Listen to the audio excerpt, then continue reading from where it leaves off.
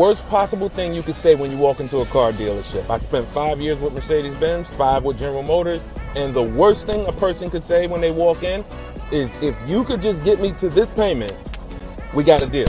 So your loan's probably still like 19, which means you got to pay to get out. You're upside down. It's called negative equity.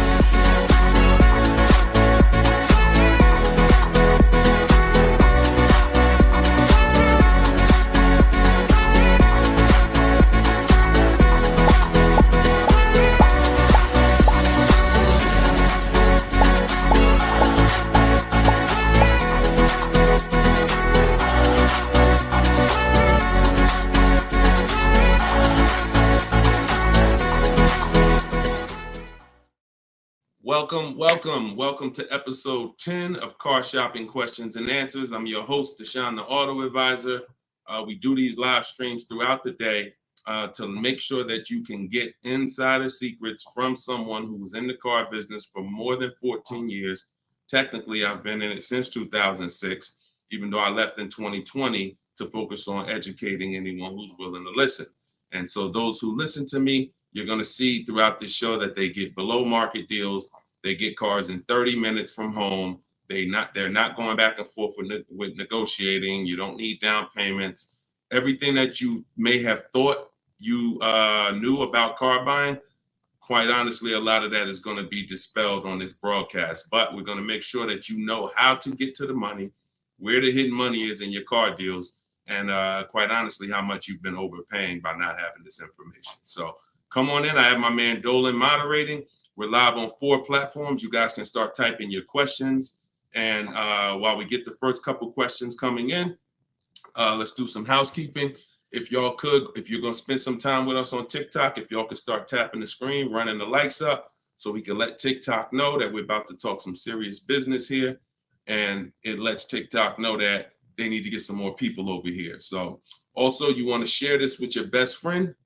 Last thing you want is for you to use these strategies, save a ton of money, and then your friend a year from now is telling you how they got a car and they got ripped off and they lost thousands of dollars. And then you tell them about our show and they're like, wait, why didn't you tell me about that last year when you were watching? So tag your best friend. Shout out to the sharers. Also, while we're waiting for the first couple questions, let's do some housekeeping. Some of you don't know me. My name is Deshone the Auto Advisor. I'm the author of the new digital book, Cars from Home, 7 Steps to Saving Time, Money, and Avoiding Dealerships. We're rated 4.94 on Goodreads.com. Thank you to everyone who's rated the book.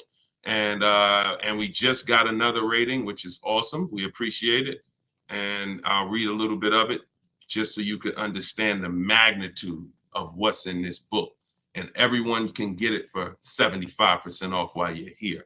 But this one just came in. It says, this book is outstanding, a must-have for anyone seeking to buy, lease, or even sell a car. It's presented in a very professional, easy to follow, step-by-step manner that covers every situation from buying, leasing, paying cash, using credit, good credit, bad credit. Although I've purchased and leased several cars in my lifetime, I learned new tactics to obtain the best value for my money. Let's go. Appreciate that review, Barrett. Thank you so much. So everybody, you could get yours in my TikTok bio or my Instagram bio. You won't leave the broadcast, but get there before the 30 minutes is up so you can get your 75% off. And you can get it in the YouTube or the Facebook comments. We pinned the comment for you so you can get it. And then we'll actually throw this banner up so that you can scan it with your mobile phone camera. If you happen to be watching us on TV, you can scan that QR code right there. All right. So once we get the first question, Dolan, you can shoot it in, brother. All right. And look, if this is your first time, stay by your keyboards. This is a dialogue. This is not something you're just watching. I'm going to ask you questions, and I want you to type your response quick as possible so we can keep the dialogue going. Okay. Let me make sure I can see the Instagram comment. Okay. So this one's from Instagram. I currently have about 12 to 15,000 in equity in a finance vehicle with 8 months of payments remaining. Realistically, I don't envision myself keeping the vehicle for another 3 years, so I like to lease. Dang. So you're talking brilliant.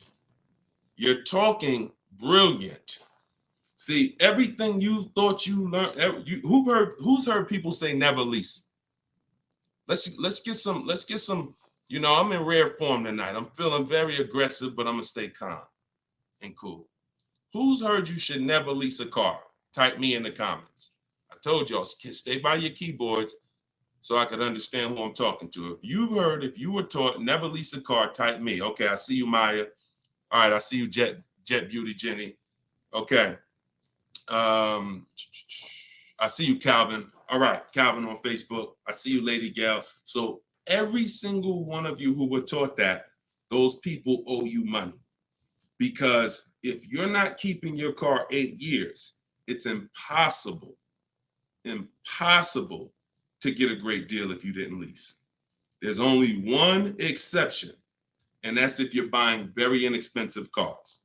I call them smart cars, saving money at the right time. $7,000 cars, $5,000 cars, $10,000 cars, that's different. $3,000 cars. But if you are buying relatively new 3, 4, 5, 6-year-old used cars and brand new cars, and you're not keeping them 8 years, you've lost thousands already. So I want you to stop that tonight. So I'm gonna make a claim. I don't mind if somebody makes a very bold claim like the one I just made, but you got to be able to support it. Let me show you something. So Tope got a lease on a BMW $690 a month. It's a $54,000 car. Now somebody else might have that car just like that. You might be watching saying, Deshone, I got the same car. To purchase this car, and what you're going to notice about how I want you to learn, you're going to learn to look at deals with no money going into them. Okay? See, where the confusion comes in is when down payments start coming in. When you start evaluating deals with no money going into them, you can evenly measure them. It's apples to apples, even in different scenarios. So no money down, she's driving a $54,000 BMW. Now she used our system, she got bids, so she didn't negotiate for this. She stayed at home and let these deals come to her. That same car would be $1,100 a month to buy, because some of you know every $5,000 on a purchase price, every $5,000 that you're going to borrow on a loan, on a 5-year loan, is about $100 a month, depending on the interest rate. Now, I want to give you a scenario that will never happen, but I just want to hammer home that if you didn't lease, but you should have leased, you can't get a great deal. And we're going to stop doing that. Now, watch this. Let's say you happen to walk in and you're looking at the same BMW Tope got. Brand new BMW, never driven before. What would be an unbelievable discount for that vehicle? You just so happen to catch a deal asleep in desperation mode. He says, look, I got to get rid of this car right now. What would be an unbelievable discount off a brand new BMW? Like the best deal that you could realistically get, where you would say, man, he took off all of that money. Throw some numbers out there. I'm about to prove my point. Why it doesn't matter how much money you save. If you put your deal on the wrong foundation, you can't get a good deal. Let's throw some numbers out. You see? Come on. Look, okay, y'all must be thinking. Okay, Coco Love, I like that. 20% off. I like that. So 20% off a brand new BMW. Can we all agree that if you walked in, you got 20% off a brand new car? That would be like, okay, Ted Chu said the same thing on Facebook. I like that. So let's just say, I'm gonna pull up my calculator, right? Pull up my calculator. She walks in, brand new BMW, $54,000. She gets it for 80% of what it costs. That's $43,000. I just told you every $5,000 is about how much per month? $100. So once we put our tax in here, let's not even put all the tax. Let's just round it up to 45. Tax is probably going to take it up to 46 with fees, 47. Let's just say 45. 45,000, y'all. Our payment's $900 a month. 5-year loan. That's with an unbelievable, never before seen discount. Remember that too. What is Tope paying? No money going into the deal. Do you see what I'm saying? Or if it's clicking, type clear. If it's clicking, that's an unbelievable, unheard of deal. Brand new BMW, desperate price. Please take it. I'm paying you to take it. Take 20% off the price. Here you go. You leave thinking, man, I won. I'll never get a deal like that again. What's my payment on this thing? $900. Take a 6-year loan. It's probably $800. Toke paying $690. This is what I'm talking about. It does me or you no good for me to show you how we get bids, how we make dealers bid for our business, how we shop for new cars, how we shop for used cars, how we make banks and credit unions bid when you miss this. Lease, if I don't lease and I should have leased, no way to get a great deal. So that's why, and we could throw one more scenario in here, because some of you like Deshone, but I don't buy brand new cars. I know what you're thinking. Let's throw one more scenario. Let's say we get a great price on a used one. That same BMW, used one, great price on a used one. Let's say we knock 35, 40% off the price. 40%. Say we find a 40%. I don't want anyone to accuse me of saying, Deshone, these numbers are just a little too, you're skewing the numbers. We're going extra unrealistic in terms of trying to show, right? So we get a nice BMW, new, good mileage. We knock 40% off that price, $54,000. We pay 60% of what it's worth. That's $32,000 we're paying. With taxes, it puts us at $35,000. What's our payment? $35,000 on a loan. Every $5,000 is $100 a month. What's the payment? I got you, Jet Beauty. I'm doing this for you. She said, one more example. I gave you the brand new lease that Toke got. I gave you the brand new. It doesn't matter. You could go and be knock tons of money off on a new one. And here's the used one. $35,000. Every $5,000 is $100 a month. A payment $700 a month. So people are pulling up. Imagine 3 people pulling up side by side. Tope is in her new BMW 2024, paying $690 a month, no money down. Another buyer pulls up next door that never learned about leasing, but is not keeping their cars long term, because there is a place for buying. It's not about, everyone should be leasing. It's the 8-year rule. I'm talking about you short-term people. You're not keeping your cars 8 years, yet you believe the lies that you shouldn't be leasing. We're going to scrap that tonight. If you're willing to unlearn, tonight will be the last day you believe that bad information. So $690 a month, Toke pulls up. Someone pulls up next to Toke, got a phenomenal deal, think they won. Hey, we got the same car. Oh yeah, man, how much you get? You're not gonna believe this. The dealer gave me 20% off this thing. Oh, that's incredible. How much is your payment on that? Oh, I'm paying $900. Oh, really? Okay. Yeah, no money down though. No money down. Okay, what you paying? I'm paying $690. No money down. Oh, okay. Wow. Other person pull up in the used one. Oh, y'all got the new versions. That look good. That look real good. How much y'all paying? Oh, I'm paying $690 for the new one. Oh, I'm paying $9. Oh, I'm paying $7 for the used one. Do we understand how bad Tope is winning? So you keep believing that old information. It's cost you thousands of dollars. Cost your family thousands. I hate to be the bearer of bad news, but I'm also the bearer of good news. Because if I don't tell you, who's going to tell you? At least now you can actually make the changes and actually change your behavior and stop listening to people who rant about things but never talk numbers. Never talk numbers. They just rant and say, don't do this. Always do this. Never talk numbers though. So this is it.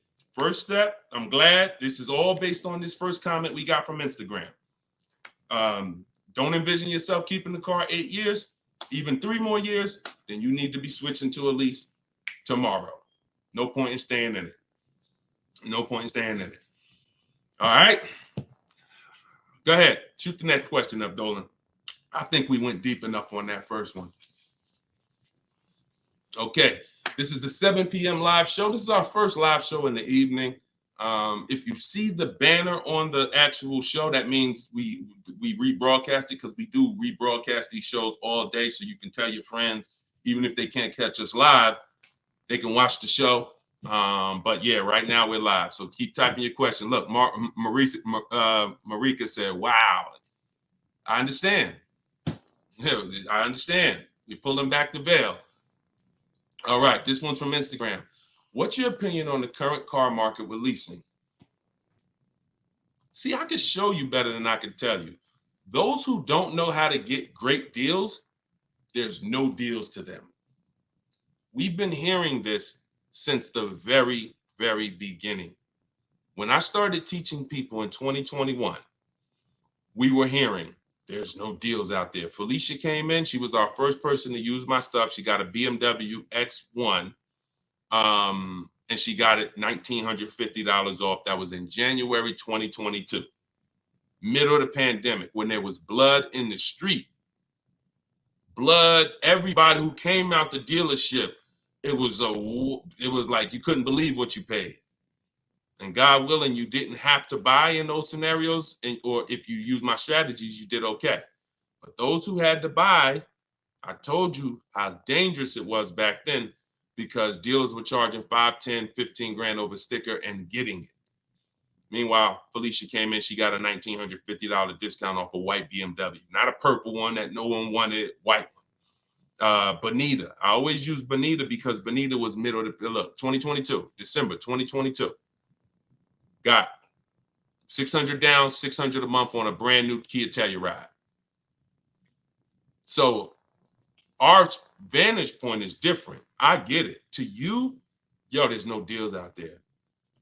To us, it's never been no deals. It's deals everywhere. Everywhere. Look, Frena. Some of you saw Frena.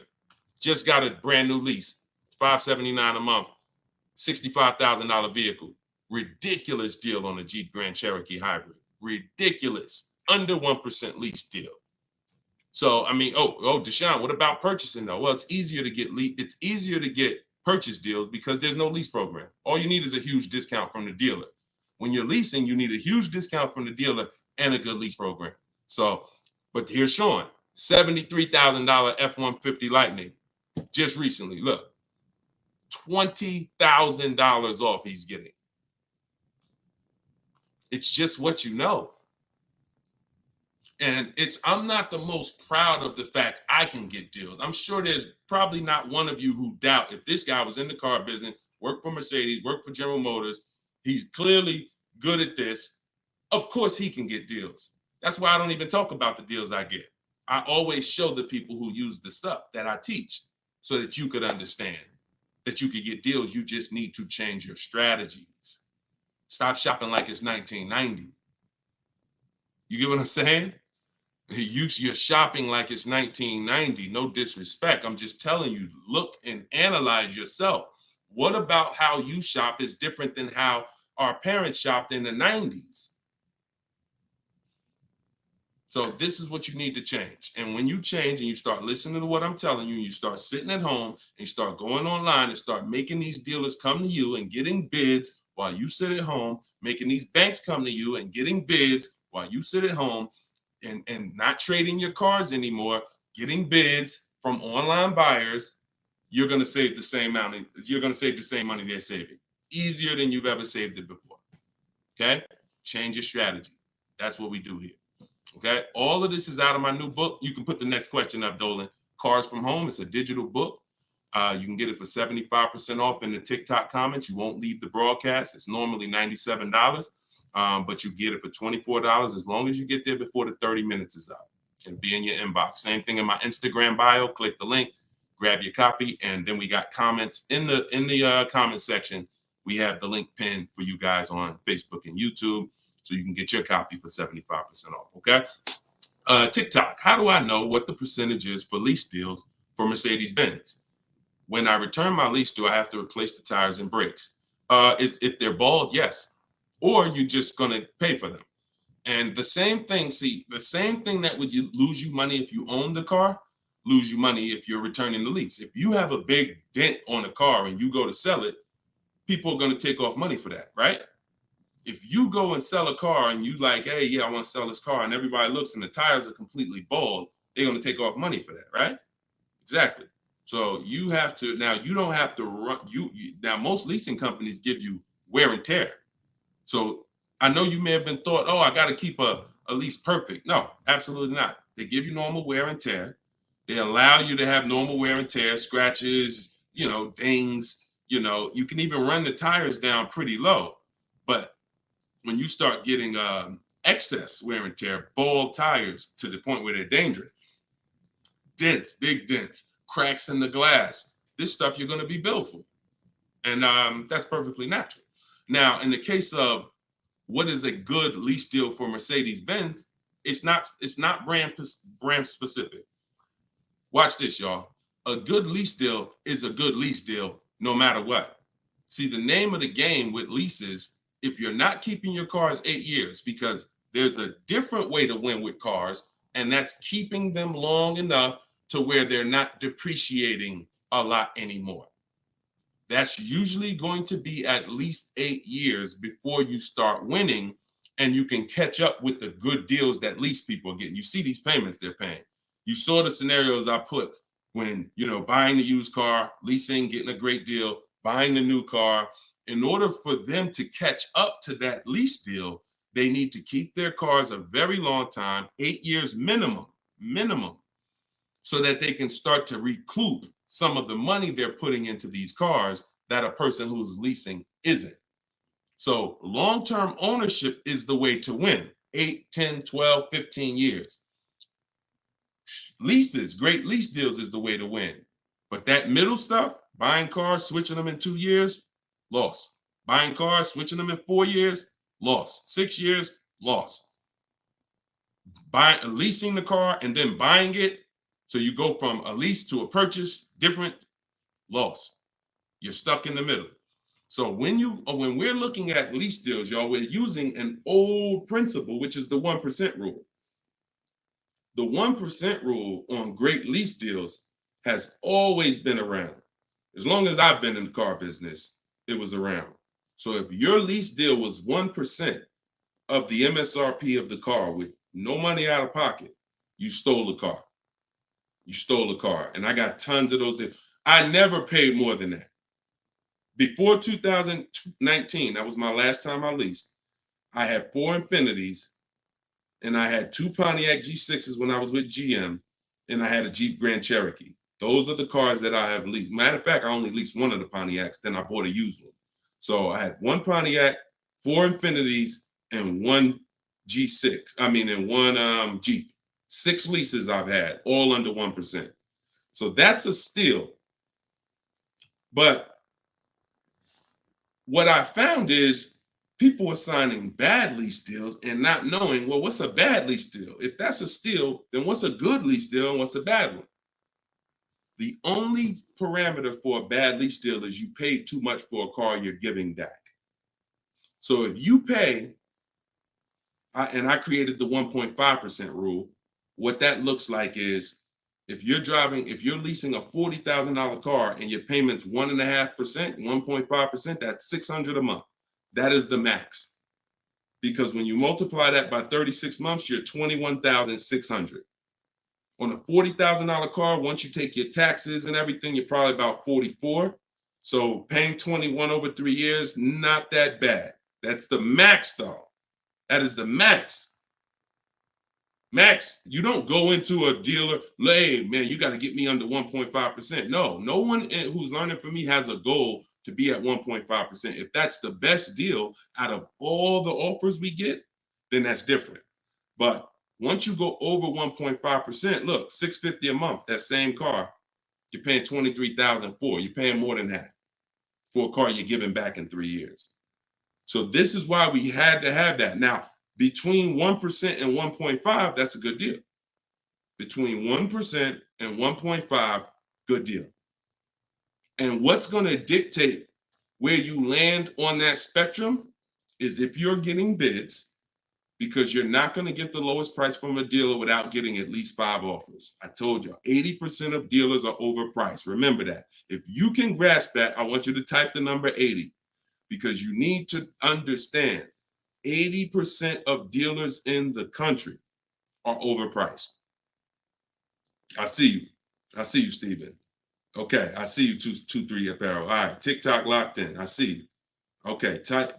When you get that, then you're going to be much more aware that I cannot. I see you. I am Tashan F. Sir. You're going to be much more aware of why you cannot walk into a dealer thinking you're going to get your best deal. Because if there's 10 dealers on the street, 10, now what you should be saying is 8 are overpriced.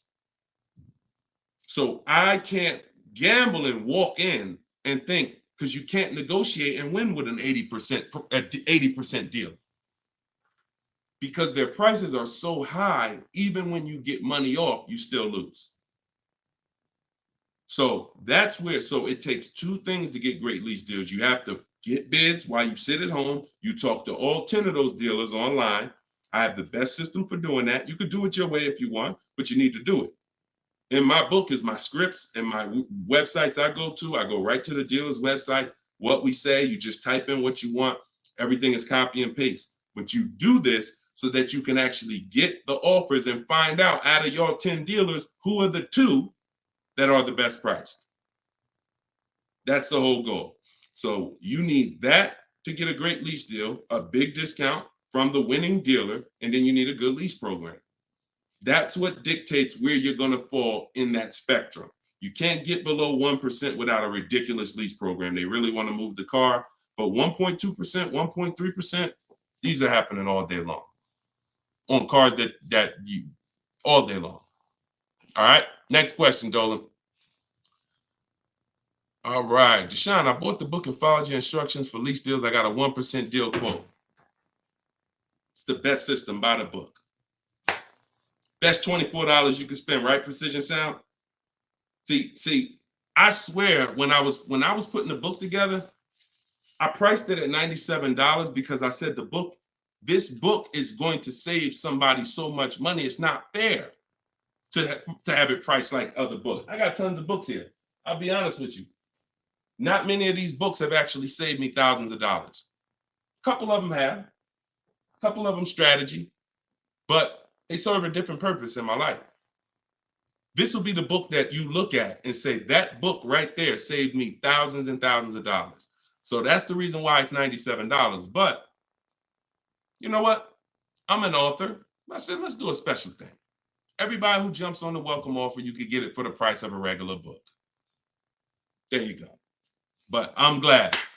1% lease deal. Congratulations. Great job. Enjoy it. Enjoy it. All right, next question, Dolan. Can you use your system out of state? Ted, great question. You're going to find that you're going to become very comfortable dealing with dealers out of state. Because, and I'm going to tell you the truth, a lot of dealers that are close to you, when they see your zip code, they've already determined and made up in their mind how much they're going to discount, or if they're even going to discount, based on where you live. If you're 20 minutes from them, why do I need to give you a discount when I know the average person shops 2 dealers before they buy? Now, I don't want you to be average. Let the average people get average deals and above market deals, but you're not going to get below market deals doing average things. I'm going to say that again. You're not going to get below market deals doing average things. Most dealers know, this is NADA research. This is the company that studies car buyers. People shop 2 dealers and then they buy.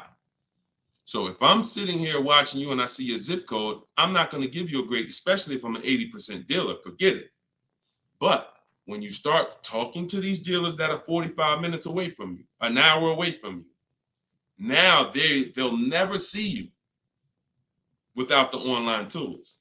And what we want to do is these smaller dealers that are usually that don't have the foot traffic, we want to give them the opportunity because they want to be able to compete with the dealers in the city.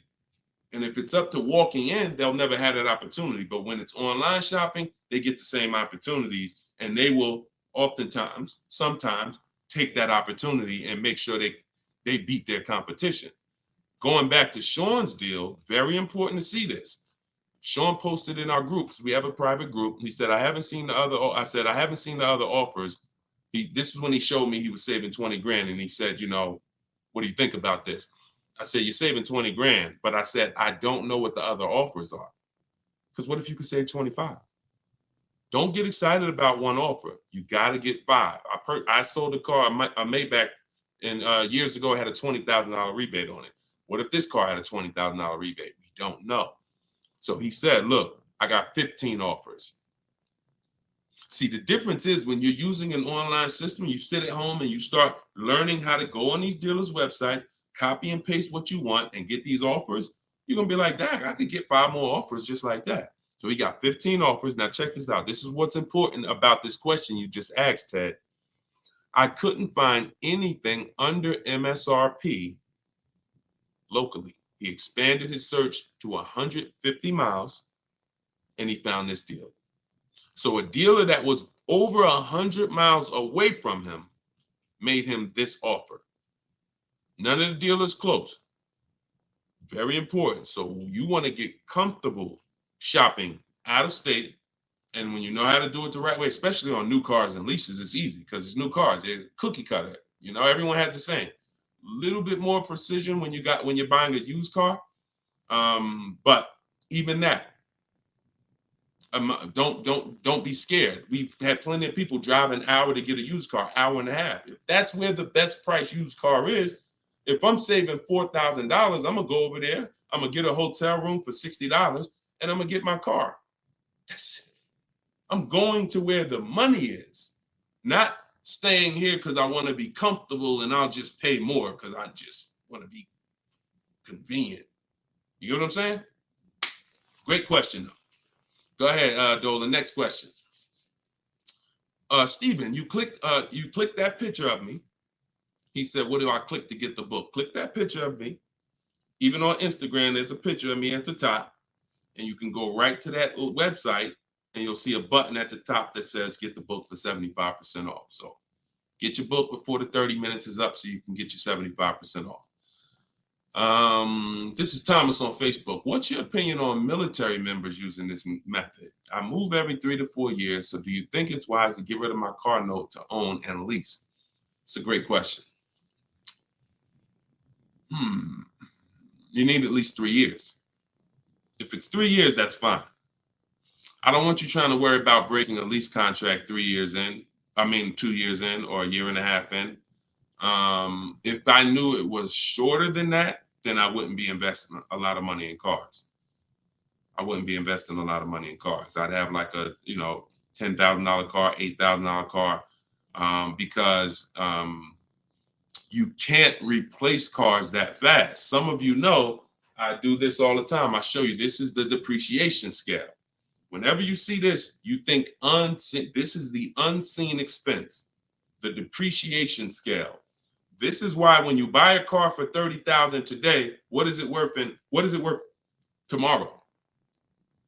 If you buy a car for $30,000 today, I want to teach you how to see the hidden money. I call this the hidden money, the unseen expense. You buy a car for $30,000 today, what's it worth tomorrow?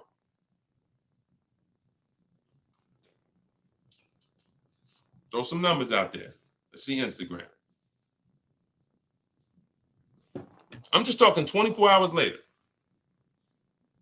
You bring the car back 24 hours later. Is it still worth $30,000?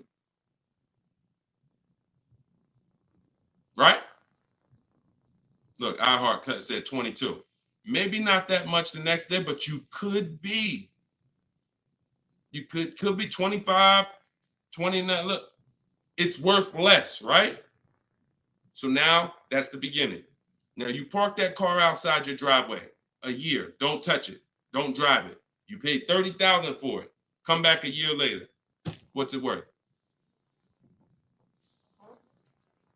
Now we're getting into those 25s, 22, 20. Look, you never drove it. You didn't drive it one single mile. That's what we are. And look, that's happening the first 5 years that you have the car. Now, there's one exception, Thomas, if I'm you. if I can get 3 to 4 years, I'm leasing. No doubt about it. 3 to 4 years, I'm leasing.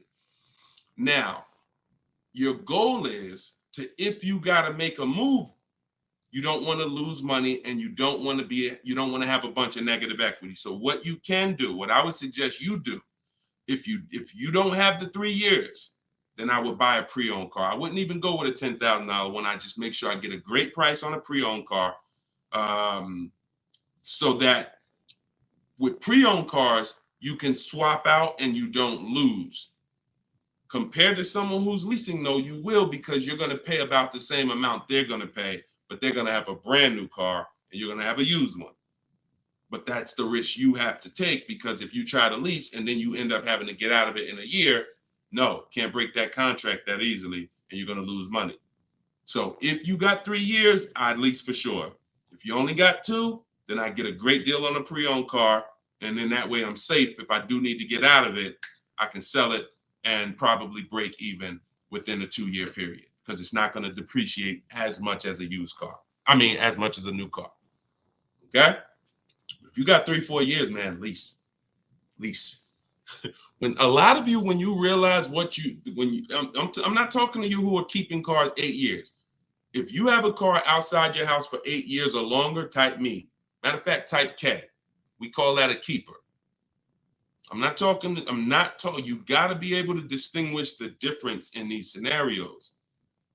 Anything outside your house for longer than 8 years is a keeper. We're not even comparing leasing. But when your kids come to you and say, Mom, Dad, I want a car, we don't automatically make them this is going to be a keeper. You're going to keep this thing for 8, 9, 10 years. No, I'm not. I'm going to keep this car maybe 5 years. Okay, then you should be leasing. Okay, your spouse. Me and my wife did it all the time. We had one car that we bought. That was the Pontiac G6. And then we would lease a car and we would rotate the lease. So you can have both. But the key is knowing every time you're about to buy a car, the first question is, how many years am I keeping the car? And if it's not 8, then you should be shopping for great lease deals. If it's 8 or more, then you should be buying. Very simple rules, boundaries based on numbers. All right. Go ahead, shoot the next one up, Dolan. Great question, Thomas. And anybody who's in that situation, that's a good strategy for you guys to follow. YouTube, 6 months left on my 36-month lease, 12,000 miles per year. Things came up and I had to use the car every day, 99,000 miles so far. What can I do? You pay. Now, what you can do is you're going to do an equity assessment. There's 3 ways you're going to work that you compare this. 3 ways, and you're trying to see which one is you're going to bite a bullet because you use the mileage. And again, I want to make it clear, had you purchased the car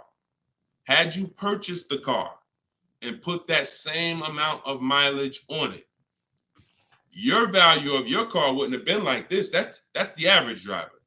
Average driver, their value's dropping like this. That's average. You lose, a couple thousand every year, 5,000. You lose percentages. 20% the first year, 15%, 10%, 12%, 10%. That's the average driver. If you bought it, you'd have lost probably 25% in 1 year based on the way you drive. So it's not a matter of, I leased, I shouldn't have leased. No, this is what happens if you don't cater the lease to the lifestyle. And sometimes you have a lifestyle change, but it doesn't change the fact we have to account for the mileage you use. So we're going to do an equity assessment. You're going to see, if I sold this car, because the reason you're going to do this first is because you want to see what the highest bidders would pay. CarMax, Driveway. This is step 2 in my book, equity assessment. CarMax, Driveway, Carvana, Kelly's Blue Book, instant cash offer. Do not use Blue Book. Please do not come to me talking about what Blue Book said your car is worth. We don't use algorithm sites. We get real offers. Cash offers is all that matters to us. Okay? Kelly's Blue Book, instant cash offer. AutoNation, sell my car, and Car Guru, sell my car. That's 6 offers. And you're going to get that after you get your payoff. Now, you're going to see how upside down you are. And once you see that, okay, I'm upside down, How many miles did you contract for? Oh, 12,000 miles a year. Okay, so all right. So once you see, all right, my highest offer is 23,000, but your payoff might be, 30. Then that means you're $7,000 upside down. So now you can compare paying that money to now saying, all right, well, what happens if I return the car? Now, this is the second scenario. First scenario, when your over mileage is selling it. What does that look like? Second scenario is actually taking the mileage penalty, because I just told you $7,000 is the bill over there. In that scenario, mileage penalty, you contracted for 36,000 miles and you got 99 on it. So 99.8 minus 36,000 miles, you 63,000 miles over, and you're probably going to be charged 25 cents per mile. So that's a $16,000 mileage penalty that's coming if you stayed to the end. So that's why you want to compare selling, paying the difference. If you got some cash on hand, that would be the best way to do it. Now, the last thing that you can do, which is, see, I don't like these scenarios because these are negative equity scenarios with leases, and we really shouldn't. Besides an emergency, we really should not be in negative equity situations with leases, only finances. But your last scenario is, once you see how much your car is worth from the offers, you're now going to try to roll that negative equity over and get someone to pay the bill and wrap the new deal with the negative equity. So you're going to get bids for whatever car you want to replace it with. Whatever car, let's just say you're looking for a Jeep Grand Cherokee, you get bids, get your best offer, and then you're going to tell them, hey, I got this old car here with this type of penalty. I need to wrap it into this deal that's 7,000 or 8,000. That's why you got to know what the market value is. Before you do this, you have to know what the market value is based on offers, so that you know, all right, I got to slap another $7,000 on top of whatever my best deal is, so that I don't get the bill. So if you can pay the bill, pay the bill. If you can't pay the bill, then you need to roll it into the next deal. But the last thing you want to do is drop that car off without doing what I'm telling you, because once that car is grounded, the bill is generated. It's nothing out of it. So everything you have to do is now, because if you ground that car with that mileage, the bill is automatically coming. There's nothing you can do to get out of it. So follow those steps, do the equity assessment. And when you're on those websites I just told you about, if you have a lease, that's going to ask you, are you leasing, financing, or own? Put own. I'm just telling you. And I'm telling you, if you have my book, I explain why you must do that, but I don't have the time to go into detail of why you must do that right now. Okay, just when you're on those websites, put own. And if you have my book, then I'll be walking you through this step by step. But you're more, if this ever happens again, you guys look at this early. You look at this when you're a little bit over miles, not this much over miles. And listen, I know you may have not known, maybe I understand, but for future reference, we want to choose our mileage carefully. And if we find ourselves going over by thousands and thousands of miles, we want to make a move and do this same scenario sooner than later. Okay? Best thing I can tell you. You got to bite the bullet. We just need to find the smallest bullet to bite. Okay? All right, next question, Dolan. That's a good one. Common situation. All right. All right, go ahead, Dolan. All right, here we go. This is Ted. A couple other things real quick. I'm upside down in my current car loan, but the payment is cool. Still want the same or lower payment on the next purchase. Is this covered in the book? By the way, I already copied the book just in case I have to pivot. Wonderful. Wonderful. So I think you said you were switching to a lease, right, Ted? But you're upside down.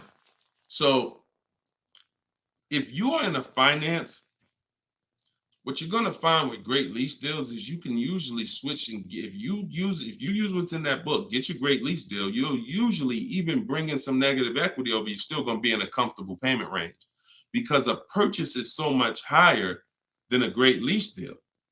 So a purchase, unless you put a ton of money down, a purchase is just so much but you can't control that.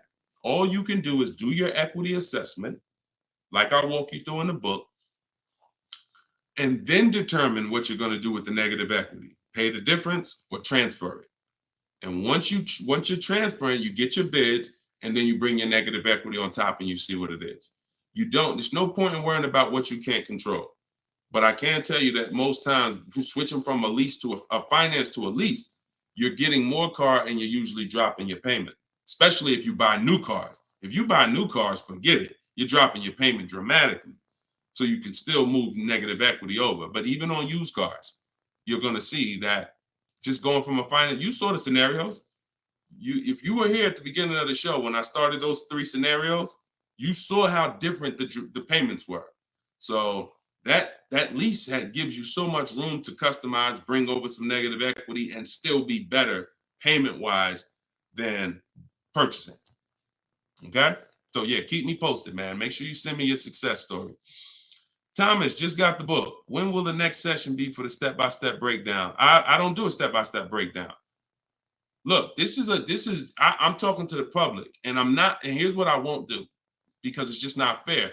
I'm not going to spend a lot of time talking to people who have the book, because the book is step by step.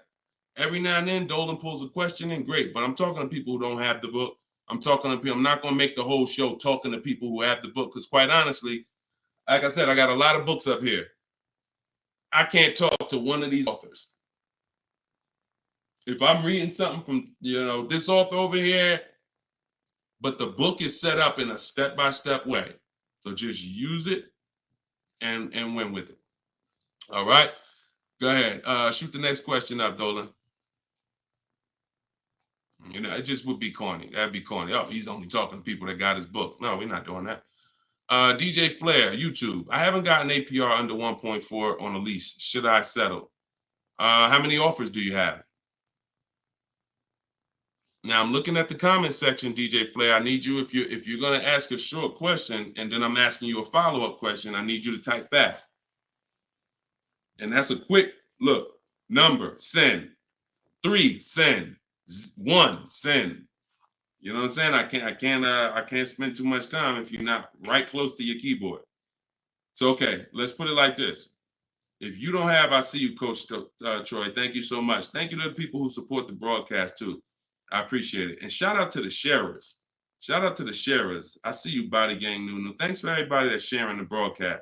Your friends will be mad at you if they find out you've been using this stuff and you didn't tell them, especially your best friend, your closest friend. If you've been using this stuff and you didn't tag them, go ahead. Go ahead, type your question, Coach Troy. We'll get to you. All right, I don't think DJ Flair's tapped back in. So here's the thing. The only time we're settling on any lease is when we have at least 5 offers. Because when you shop the right way, and anyone who shopped using my stuff can attest to this, when you shop the right way, you're going to see on a regular lease, any vehicle you name, you're going to see $150 to $200 a month difference. I told y'all, I'm not just telling you 80% of dealers are overpriced. You're going to prove it to yourself. 80% of dealers are overpriced, and you're going to prove it to yourself when you look at all those offers and you see that one dealer is at $450, another dealer is at $490, another dealer is at $530, another dealer is at $590, another dealer is at $6. We've been doing this. I've been working with people since 2021. I got over 1,600 people in my personal, coaching program, and we got thousands of people that have the book. So when we get the offers, that's what we see. So the only way we will settle on a 1.4% lease is if we know that's the lowest offer in the market. And the only way we know it's the lowest offer in the market is I'm looking at the other lease deals. Oh, that one's 1.5. That one's 1.7. That one's 1.75. That one's 1.8. Now I know 1.4 is the deal. Let me get this up out of here. This is a great deal on this particular car. That's the only way. Okay. Next question, Dolan. Great question. I'm on the fence about joining maps for my truck purchase. Can you elaborate on how it's different than following the book? I don't even talk about maps on here. Maps is Maps is my book and video with me coaching and Zoom calls and a private Facebook group. Totally different. And again, that's another reason why I can't get too big into giving questions and answers. Look, the book is there. It's $24. It's step by step. People have used it, gotten to success. That's why we're rated 5 stars, 4.94. But that's why we're rated high. That's why people are writing me. Look, we just got this today. So when I get this stuff like that, the only time I'm going to engage with thousands of people who got the book is when I know the book is not really complete. It's not complete, but we know the book's complete. So when Tiffany sends me this, look, I just got this from Tiffany. Look. I believe we got a great deal. Look, 2024 Mazda CX-90, $44,820 on the sticker. Discount was $6,530. That's ridiculous. That was her best offer of all her bids. $65,000. She saved 15% off the price of the car. Brand new car. She just sent me this. So some people are like, Deshone, you know what? I can follow the book. This is my thing. You laid it out step by step. Step 1, 2, 3, 4, 5, 6, 7 is delivery. Step 7 is literally getting ready for delivery. So, but Maps is totally different. Maps is the program I launched in 2021 that I work personally with people. We do coaching calls, and we and everything in the book is in video form. So you're not reading, you're just watching step-by-step video. So you could email me about that, and we can talk about that another time. All right? You get what's right for you. Go ahead. Next one, Dolan. All right. What if you drive too many miles daily? You just pick your miles. You choose your miles wisely. You can see, here's what I want you to understand. Now, if you were on the show a little earlier, we talked about how you're going to pay whether you, and bring in, Dolan, can you bring in Coach Troy's question on TikTok? Here's what you have to be very clear on. You pay for the miles whether you purchase or lease. That's why I want you to think about that. Depreciation scale. If I drive 0 miles, my car is worth less in a year. If I drive average miles, it's worth less in a year. If I drive high miles, it's worth less in a year. Ain't got nothing to do with whether you leased it or you bought it. If you bought it, that's what's happening. So the purpose of the lease is to know I'm not keeping my car 8 years. So I'm going to look to replace the car while it's dropping in value like this. If I buy it, this is year 1, this is year 2, this is year 3, this is year 4. Once you get about year 6, it starts to round out. You're losing less value, year 7, year 8. But you still need to catch up to the person who leased because they haven't put all this money in the car that you have. That's why it's the 8-year rule. But if you're like, Deshone, I know I'm not keeping the car 8 years. Your goal is to beat the depreciation in. How do I get a car without taking this type of loss? That's a lease. That's a great lease deal. Not an average lease deal, not these commercials. None of these lease deals y'all saw in the show today was based on a commercial. Nothing. They were probably thousands better. Do never look at commercials and think, oh, that's a lease deal. Absolutely not. Absolutely not. So what you're going to do is you're going to assess your miles, see how much you drive to work and back, how many days a week, and you're going to come, you're going to add that up over the year, and you're going to come up with a number. And if it's 18,000 a year, great. I worked for Hyundai for 6 weeks, and I keep the story short, but I worked for them for 6 weeks. I was a manager there. Owner ended up getting indicted. Straight up highway dealer. Like I would never, it's the only dealer where I said, whoa, this ain't for me. No way. Got out of there in 6 weeks. Gave them their car back that they had me driving. I said, I appreciate it. God bless you. So I end up getting, I had a person who was dropping off their lease. And I was doing the paperwork to ground the lease for them. Hey,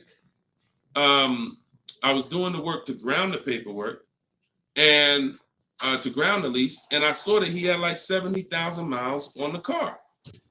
And I said, "You lease this?" He said, "Yeah, man, I always lease." I said, "Wait, you in sales?" No, he told me. He said, "Yeah, I'm in sales. I drive over 20,000 miles a year. I used to buy my cars, and I just be, all this negative equity. I had to put big down payments. I just, once somebody showed me about leasing, I never stop. I pay my payment, I bring it back after 3 years, get a new one every 3 years." I said, "Wow, that's crazy." Then I looked at his payment, and I saw his payment was only like $150 a month more than a normal payment.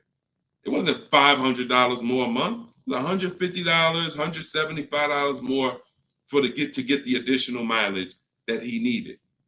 I said, "Man, I'm telling everybody about this," because I had high mileage drivers coming in with same amount of mileage on that he had, 70, 80,000 miles, except they bought it. And now I'm like, "Hey, you got like 12,000 negative equity because your car, you got so many miles on it." And they're like, "Yeah, I know." So before I learned that about high mileage leases, that's what I used to do. I didn't understand it, but now forget it. And that was back in that was 2016. So everything I've learned, I bring it to the public, and I've learned from seeing bad scenarios. So no matter how many miles you drive, as long as you're not doing like Uber or Turo or something where you're renting the car, you're just putting like as many miles as you can on it a year, and you don't really know how much you're going to put on. As long as that's not the case, it's predictable, then for sure. I have 2 strategies in my book for high mileage drivers that don't keep cars 8 years. 2 strategies: high mileage lease, and then something I call 2 cars, 1 payment. High mileage lease, 2 cars, 1 payment, where you split the mileage. You have 1 car you buy, and then you pay that car off, and then you have 1 nice car that you lease, 12,000 miles, and you just split the miles. Either way, stop buying. And now, one more thing, and put the next question up, Dolan. Now, if you're a high mileage driver and you are an 8-year person, great, no reason to lease. There's plenty of cars out there. You buy a car that you can drive 25, 30,000 miles a year. That'll last you 8 years. No reason to lease. See, if you are keeping your cars 8+ years, forget about leasing. If the person who you want to shop for is 8+ years, no reason to lease. I'm only talking to you who are like 6 years, 5 years. Deshone, I'm not keeping it 8 years. You are the ones losing thousands of dollars by not leasing. All right, I see you. I see you. All right, so this is Coach Troy from TikTok. And we're live, y'all. Just in case you know, we're live for a couple more minutes. This is our 7 p.m. live. We whenever you don't see the banner on top, you know it's live. Whenever you see, because we rebroadcast these shows because a lot of people can't make them, so you can catch them on pretty much any of our platforms. You can watch the replay, watch the rebroadcast. But we are absolutely live right now. So for a couple more minutes, you can type your questions. This is Coach Troy from TikTok. I have a lease now. My lease is up in June. My credit fell to 573. Can I go for a finance? What I do is I get a smart car right now, saving money at the right time. Now, if you have a strong car payment history, that weighs on your profile. Mercedes, tell y'all a story about Mercedes. Mercedes, if you paid Mercedes, your whole world could be crashing down. They'll approve you again. So I would have people come in and say, Deshone, or they'll call me and say, Deshone, my credit's not where it was when I got the Mercedes a couple years ago. What do you think? I said, well, how was the payments on the Mercedes? I never missed one. You're good. Maxed out credit cards don't matter. They look at that. So if you paid the car payment, I go for a lease. If you missed a couple car payments, but if you missed a couple car payments, I'd go for maybe a less expensive lease. Possibly 573 is tough. You need a lot of stuff to weigh, because I have something I teach. It's about profile, not just about score. So profile is how long you've been on your job, the money you make. Probably the 2 biggest indicators are payment history and credit score. But outside of that, that's not all it's based off of. So you got to kind of look and say, all right, if my credit score is low, do I have anything else on my profile that makes the profile look attractive? That could be, you know, that's usually either a car payment that you paid on time, or um, you only missed a few payments and they dropped your score low. If you got like 60, 90-day late, then I would tell you, okay, let's get an inexpensive car, $10,000 car, get something small. I call this a smart car. In my book, I refer to this as a smart car, saving money at the right time. Now, this is a setup car because you're in a rebuild. So your goal is to get the smallest car possible because you pay for size. You don't want to go out and get a huge SUV because you're going to pay for size. If you get something that was brand new, 25,000, I would get it, finance it, try not to get something too old. But the only way you're going to need to get something old is if you're trying to buy an expensive vehicle. If you're trying to buy a Jeep Grand Cherokee that's $45,000 brand new and you're trying to get it for 10 grand, you're going to need it. Old one, and that's usually a sign that we're looking at too much car. So, but if you need an SUV, that's different. But your goal is to sacrifice, get the least expensive quality car. It must last 2 years. Hit the payment history on point. Don't miss a payment, and then you would switch to a lease.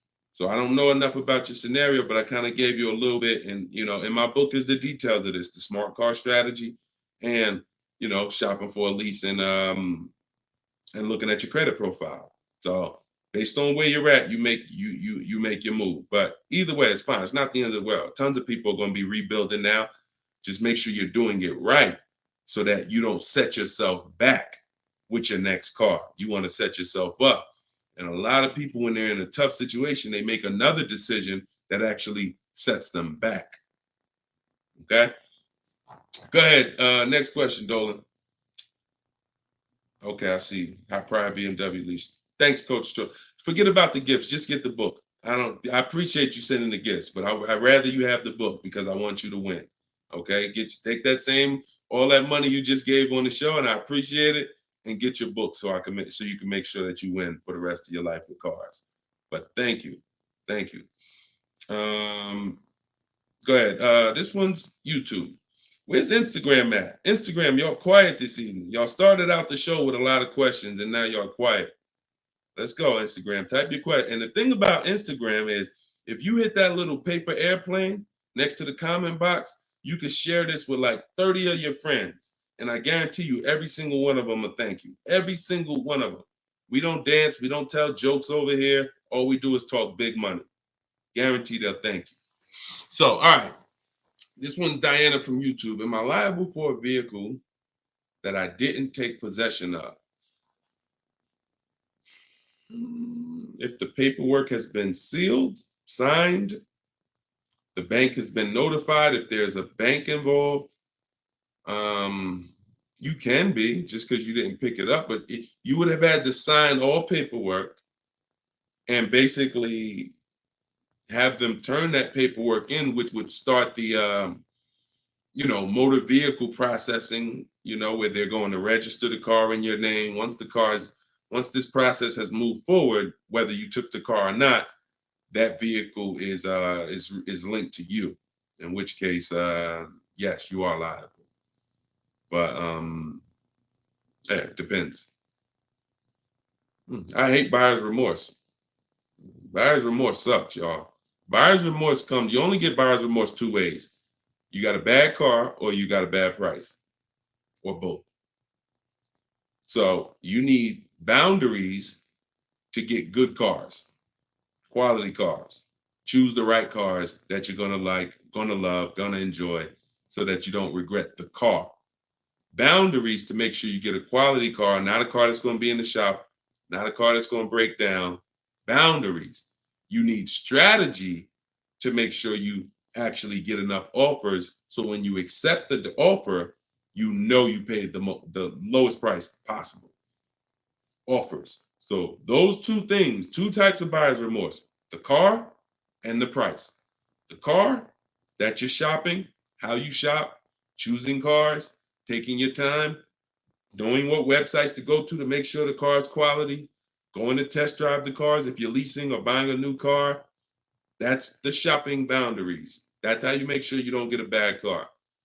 When you're looking at a used car, narrowing it down, title history, service records, accident history, and then the strategies. The other buyer's remorse is, I don't like the price. I think I could have paid less. I think I'm overpaying. I'm not comfortable. That comes from getting bids and looking at multiple offers. Got to use this. If you don't use this, that's going to continue. It's impossible for you to eliminate that without those two strategies. Boundaries, shopping strategy. Okay? I hate buyer's remorse. Go ahead. No problem, Coach Troy. I appreciate you. Go ahead, Dolan. Next one. Okay. Oh, we got another success story. Let's go. Okay. Thank you, Gina. YouTube success story. Just ordered a 2024 BMW X3 M40 for almost $4K off MSRP plus $3K military discount. Would have never thought about this being possible. Followed your car shopping for people who hate car shopping book.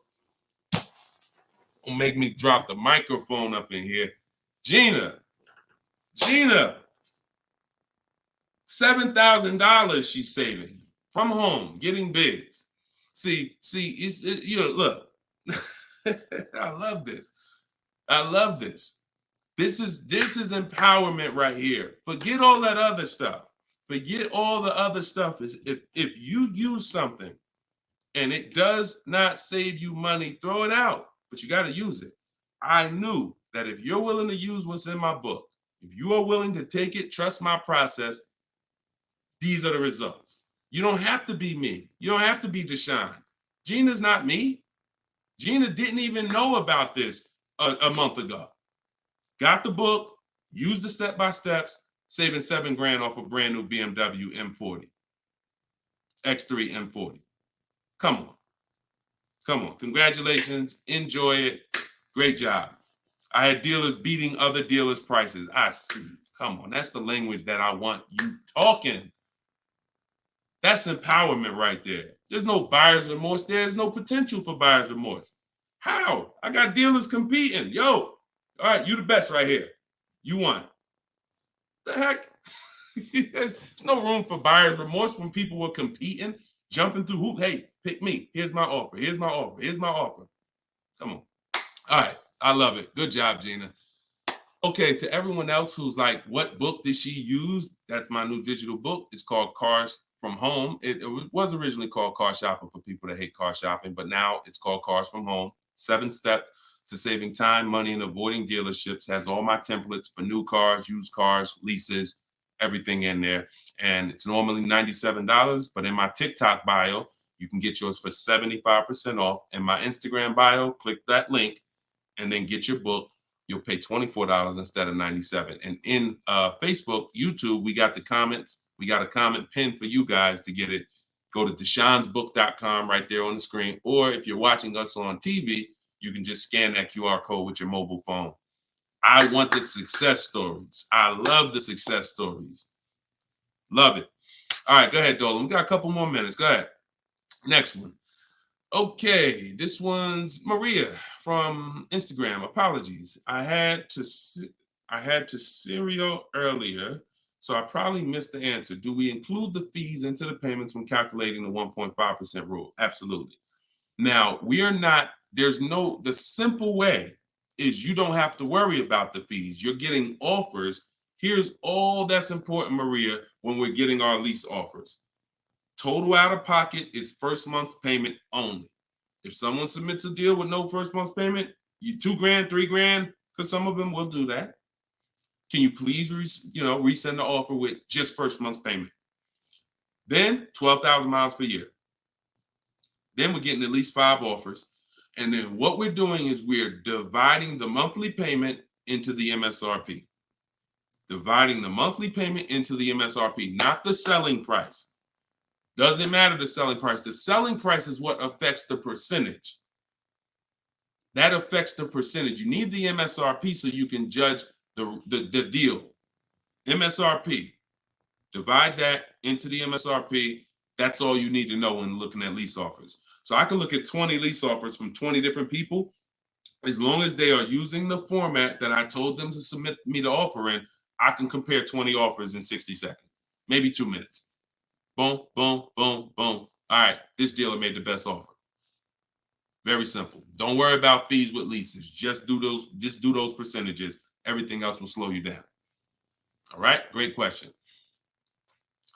All right, wasn't it fun? Look, Precision Soundworks said, wasn't it fun following his steps? I just gotta put that on it. Listen, this game, oh man, come on. Wasn't it fun following his steps? Because you're in control. You're in control. It's fun being in control when you've been buying cars. You've been out of control for all your life. You felt intimidated. You felt like, oh, they're gonna get over on me. I'm gonna say the wrong thing. I'm gonna do the wrong thing. Now it's the total opposite. You're in control. So it becomes fun. My man. I love it. All right, go ahead, Dolan. Okay, this one's from TikTok. My brother totaled my car with only liability insurance. What should I do? Talk to the insurance company. Being underinsured is a real thing. That's called exposed. You're out there with exposure. So liability insurance, yeah, and hopefully it was a very inexpensive car, like a $3,000, $4,000 car. You know, I hope you weren't. You know, hope it wasn't like a $10,000, $12,000, $15,000, $20,000 car. This is why insurance exists. I'm sorry to tell you, like that's some of the worst scenarios. But you know, being underinsured is a real thing. You know, so make sure you're using. I use a company called Insurify.com or Jerry to shop insurance. It shops all the companies for me because you should be shopping for car insurance every single time your car insurance is up. And you know, but yeah, you got to be properly insured because these things happen. Say, look, gap insurance. A lot of people don't know. People will say, "Oh, I won't buy gap insurance," or they'll say, "When I go into the office, never say no to everything." Well, if you needed gap insurance or you needed the right coverage, we either get it from the dealer or we call our insurance company. There's other insurance companies that sell gap insurance, but before we get it from the dealer, we'll call our insurance company or we'll go online. But if you total your car and you owe 25, but the car's net value was 20, you got a $5,000 bill coming. Totaled your car, lost your car. Now here comes a $5,000 bill. Hey, what happened? Gap, exposed. So this insurance thing is very real. So please make sure. I mean, I hope it works out for you, but make sure you have proper insurance coverage. All right, go ahead, Dolan. All right. Great questions. Great questions.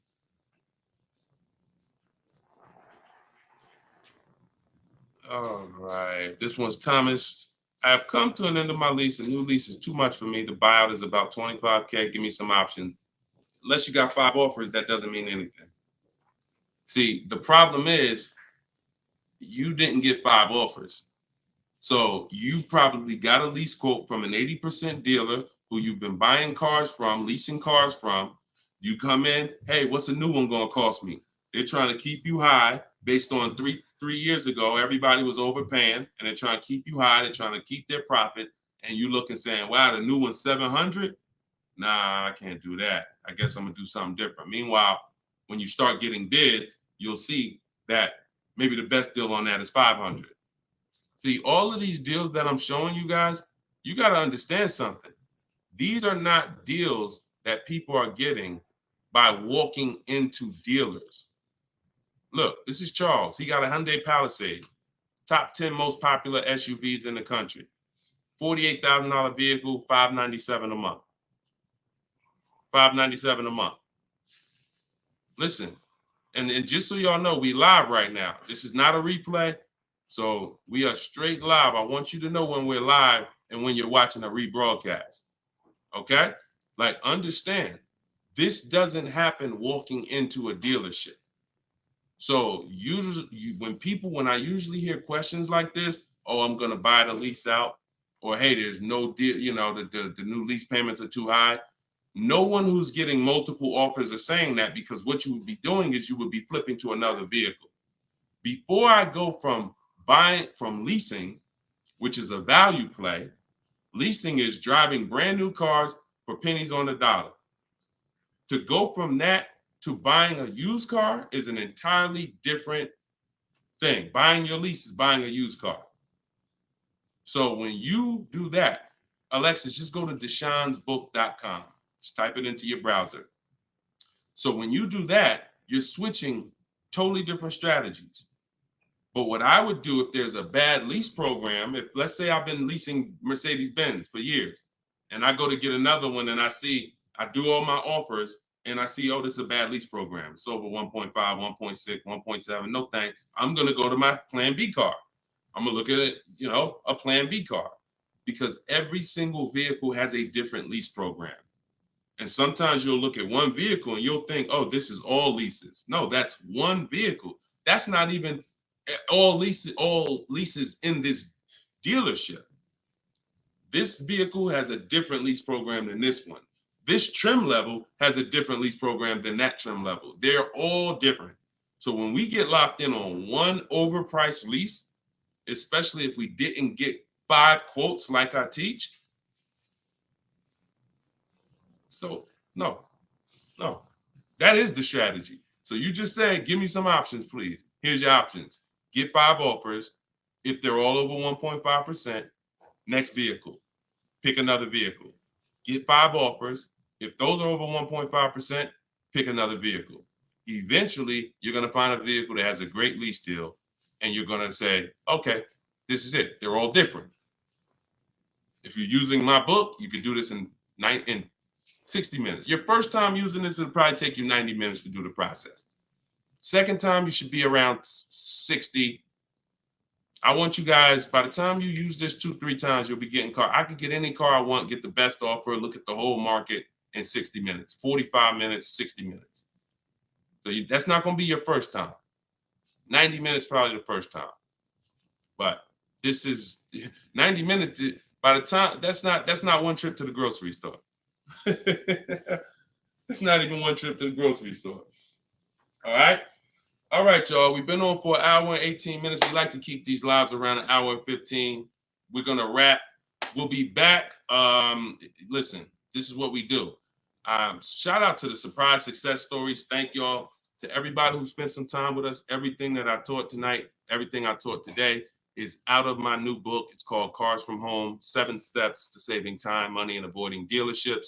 It's the science of shopping from home online the right way. There's tons of people who try to shop online. There are car sales people who have mastered the science of not giving quotes online, making it hard to buy online. So the same way when people were walking into the dealer, car salesmen got trained on how to handle you. The same way they saw millions of people go to the internet, they created internet sales departments to get trained on what? How to handle you. So you need a strategy to make sure that you're doing this the right way, getting bids. You don't have to be a great negotiator when you're great at getting bids. And that's what the book is about. So you can get your copy for 75% off. It's $24 in my TikTok bio or my Instagram bio or the link in the comments on YouTube or Facebook. And if you're watching us on TV, just scan that QR code with your phone.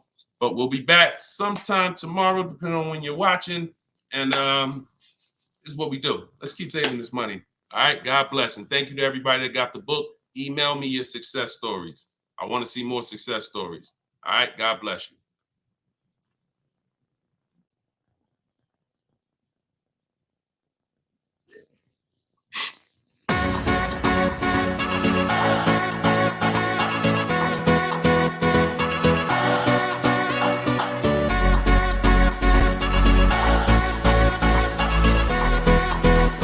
The worst possible thing you could say when you walk into a car dealership. I spent 5 years with Mercedes-Benz, 5 with General Motors, and the worst thing a person could say when they walk in is, if you could just get me to this payment, we got a deal. So your loan's probably still like 19, which means you got to pay to get out. You're upside down. It's called negative equity.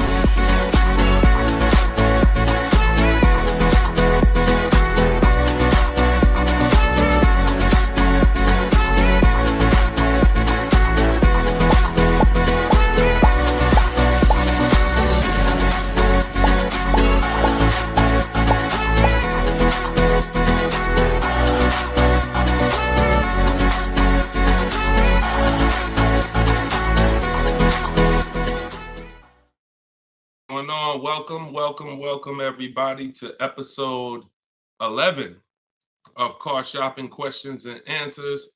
I'm your host, Deshone the Auto Advisor. I'm just sharing the broadcast onto Facebook. We're live on all 4 platforms: TikTok, Instagram, YouTube, and Facebook. We do these shows throughout the day, and we do lives. If you see the banner above me, that means you're watching a replay. If you don't see the banner, that means we're live. You guys can start sending your questions in, and we will get down to the order of business, which is making sure that you have the inside strategies, the best strategies to car shopping online so that you can get below market deals.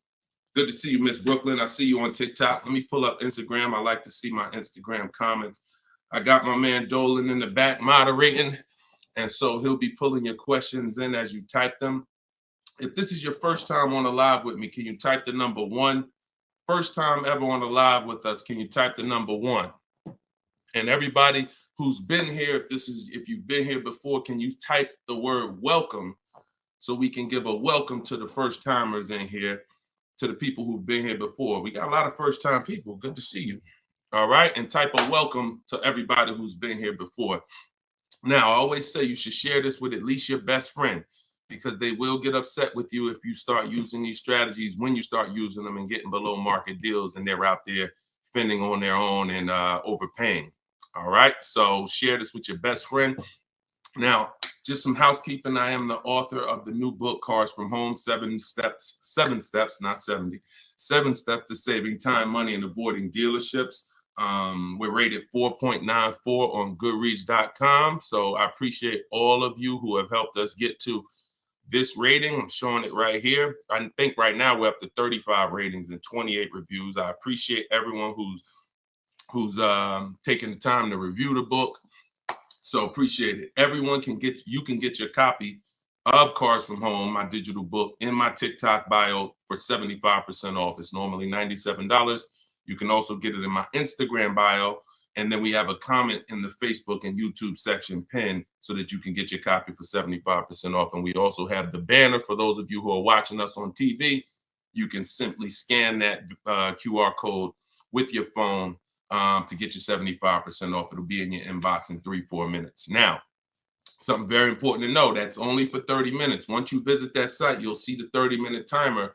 Once it goes to 0, the price does go back up to $97. So get your book before the 30 minutes. All right. So come on in. Dolan, whenever we get the first question, you guys can start. We can start bringing them in. And what I always say is type your questions fast, stay by your keyboards, because we like to dialogue with you while you're on the show with us. Okay, Carm from TikTok said, would there be any benefit for me in turning my lease in early if I'm going to finance my next car? No, because a lease is a contract. So if when you set out, like with a finance, you could switch it in any time. So finance, it's your prerogative whether you want to, sell that car. Some of you may have been taught you had to kind of have your car. Some of you may have been taught you had to wait and basically have your title before you could sell the car. That's not true. You can sell a car that you own anytime you want, whether there's a loan on it or not. Now, in the case of a lease, it's not like that. You have a set term, usually 36 months, 39 months. We don't do 4-year leases. And so unless you can sell that car and break even through what we call the equity assessment process, where you're going to get cash offers, then no, there's not only is there no benefit, there will be penalties to you doing that. So that's the only way to get out of a lease early, is to sell your way out of it. If you turn it in early, all those payments will be due that you were responsible for. All right. And if you're going into a finance, I hope you're going from a short-term mindset to a long-term mindset. So hopefully you're like, okay, I plan on keeping my next car at least 8 years so that I can make sure I get the benefits of purchasing. There's no other benefit of purchasing, in my opinion. And look, if you guys want to throw some out there, there's no other benefit of purchasing besides the fact you can outlive the depreciation of a car. Paying the car off is not a benefit if you're still seeing massive depreciation. So if your car is losing thousands and thousands of value every year, thousands of dollars in value every year, but it's paid off, who cares? That's a loss.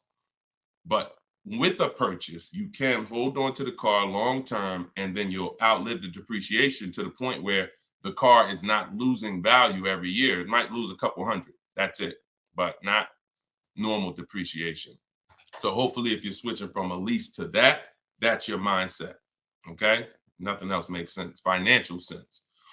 All right, go ahead, Dolan. Next question. This one's from Instagram. Oh, wait, hold on. We got another one. Instagram. I extended my lease on my 2020 Jeep Grand Cherokee. I only pay about $270 and change a month, thinking I should buy it out. What are your thoughts? Why do we want to go from leases to buys? There are two totally different benefits. First of all, $270 a month, and I'm assuming you put money down, because even on a great lease deal, $270 a month is just not going to happen on a Jeep Grand Cherokee. So you paid that payment a little, you paid to get that payment a little bit, but yet and still, a lease is, the benefits of leasing are you're driving very expensive vehicles, brand new vehicles, $25,000, $30,000, $50,000, $100,000 vehicles for pennies on the dollar when you get great deals. You're literally driving them for 30%, 40% of what someone who purchases them is paying when you get great lease deals. What's the benefit of switching to a purchase? What's the benefit of buying a used car after that? Which is what you're asking, Patricia, is, okay, should I go from my lease to buying a used car? Because that's what when you buy your lease, that's all it is. You're buying a 3-year-old used car. There's nothing different than that. So if you are of the mind, and also to get a payment that is relatively low on a lease, you got to take a long, when you buy out your lease, you got to take a 6-year loan, especially with today's interest rates. You're going to take a 6-year loan. So you're literally paying on a car for 9 years. You're committing to a 9-year payment on the same car. Think about that. If y'all enjoying it, y'all going to spend some time with us. Could y'all tap the screen, keep running the likes up on TikTok? Appreciate you. All right. What's the benefit? So why are we doing this? And for the, all I do is I spend my time talking about numbers and thinking about financial ramifications, financial consequences of the decisions we make.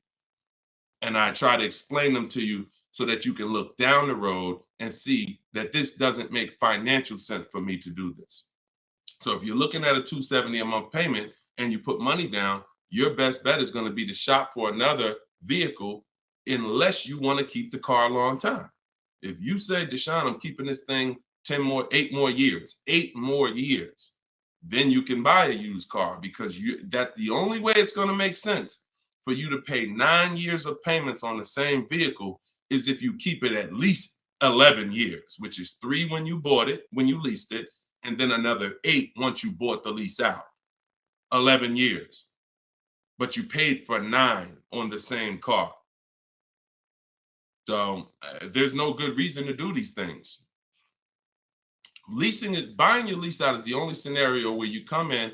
I used to have people come in the dealer. Some of you who are new to the show, I worked for Mercedes-Benz for 5 years. I worked for General Motors for 5 years. I had my own new car brokerage for 4 years. So I've been in and around cars for the last, since 2006. People would come into the dealer and say, they had a car that they bought brand new. I want y'all to listen to this and stay by your keyboards, all right? Because I'm going to ask you a question. Somebody comes in a dealership, they're looking to replace their car. They say, Deshone, you know what? I want to trade this in for something different. I say, okay, how long have you had it? I had it about 5 years. Oh, so you bought it new? Yeah, I had it since it was new. Okay. Now, somebody's had a car 5 years. If your friend came up to you and said, yeah, I'm about to replace this one, and they told you they had it since it was new, wouldn't you think that it was either paid off or almost paid off? Yes or no? Yes or no? See, if I tell you a story that you'll never forget, you'll eliminate the bad buying your leases. It won't come to you anymore, because you'll think about this story. All right. So most people would think, right? Yes, I see you, Fuzzy Nuggets. Okay, I see you, Lori. Somebody said I had this car for 5 years since it was new. It should be almost paid off, if not paid off, right? Okay, I see you, Jack Nisley on Instagram.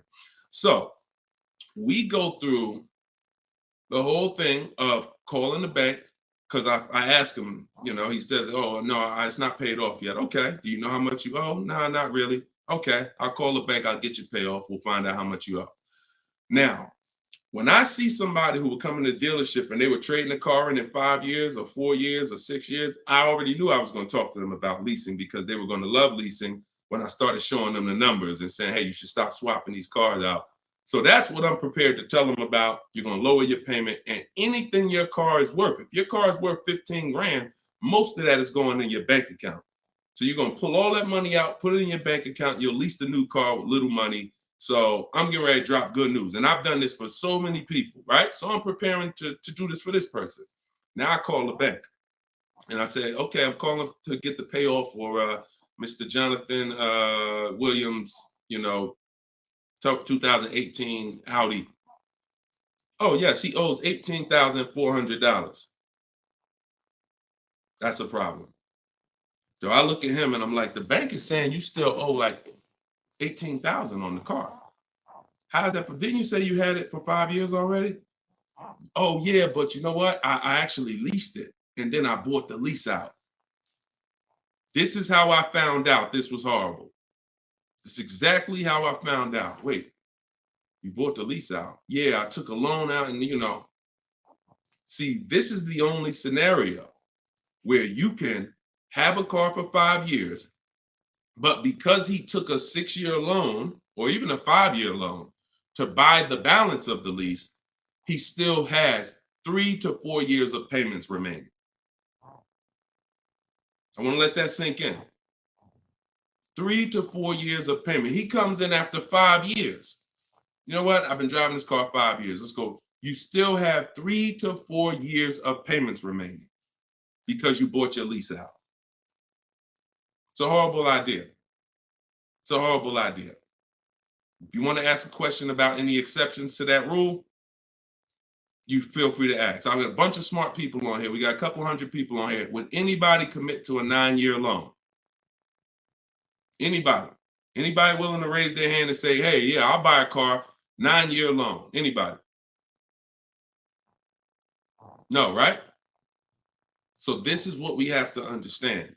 The buying the leases out is a horrible, horrible, horrible idea unless you are keeping it for another 8 years, because all you're doing is buying a used car. Now, the bad thing about that is you don't even have any excitement about the purchase when you start a new purchase when you bought your lease out. So at least when you buy a used car, it's a new car to you. You've never been in it. It's like, okay, we got a new car. When you buy your lease out, you're already halfway tired of the car.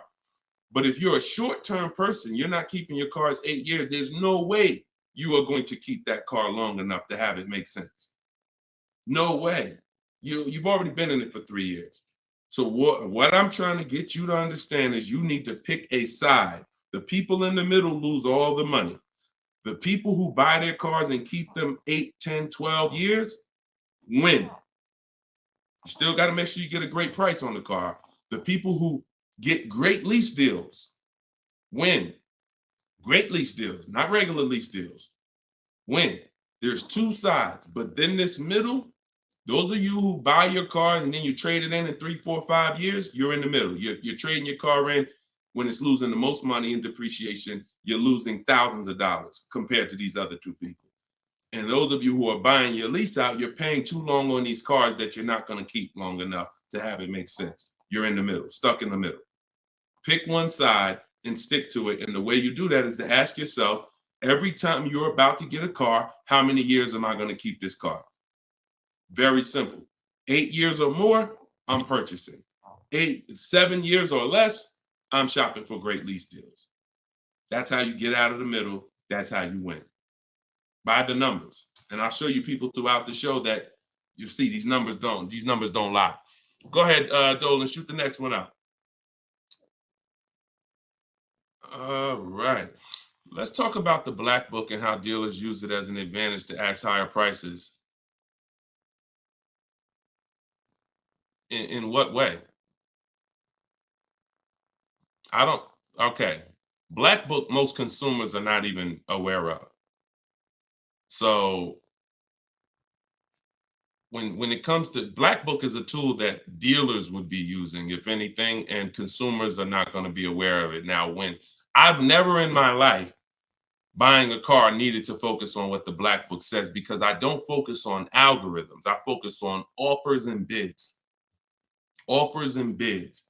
Even when when you go on those websites where you're shopping for used cars, because this is a used car question, you'll see Car Gurus, Kelly, Auto Trader, Cars.com. They give you a algorithm based opinion. Good deal, great deal, fair deal. That's an algorithm based opinion because they're not actually doing it like real estate, which is based on comparable sales. So it's all it is an algorithm based on all the cars that are on this website. This is considered a good deal. Now, here's the problem. They don't know what the original price of the cars were. So they're going off of an artificial market system. So if I just take everything on my website and then say, based on everything on this website, this is a good deal, but I don't know the most important thing, which is what I teach. This is in my book. This is everything I talk about you need before you can buy a used car. I need to know the original price. So the car that I ended up getting, which was a 2021 Infiniti truck, they said that was a fair deal. I'm looking at it, and that's why I ignored it. So I don't even pay attention to it. But when I'm looking at these top 4 Infiniti trucks, they all look the same. They're all white. They're all the same year, 2020 at the time. It was 3 years old at the time. They're all within a couple miles, 26,000 miles to 36,000 miles, similar miles. So, and they're all asking between 30 and 32,000. So that's confusing for someone who's going to, now that's why they give you the algorithm, because what they're going to try to do is try to end the confusion so that you don't stay there and you buy something. But no, what you need to do is you need to get the original window sticker of the car. Now, Carfax has agreements with some dealers, some brands. But once I got the original window sticker, here's how the clarity comes in.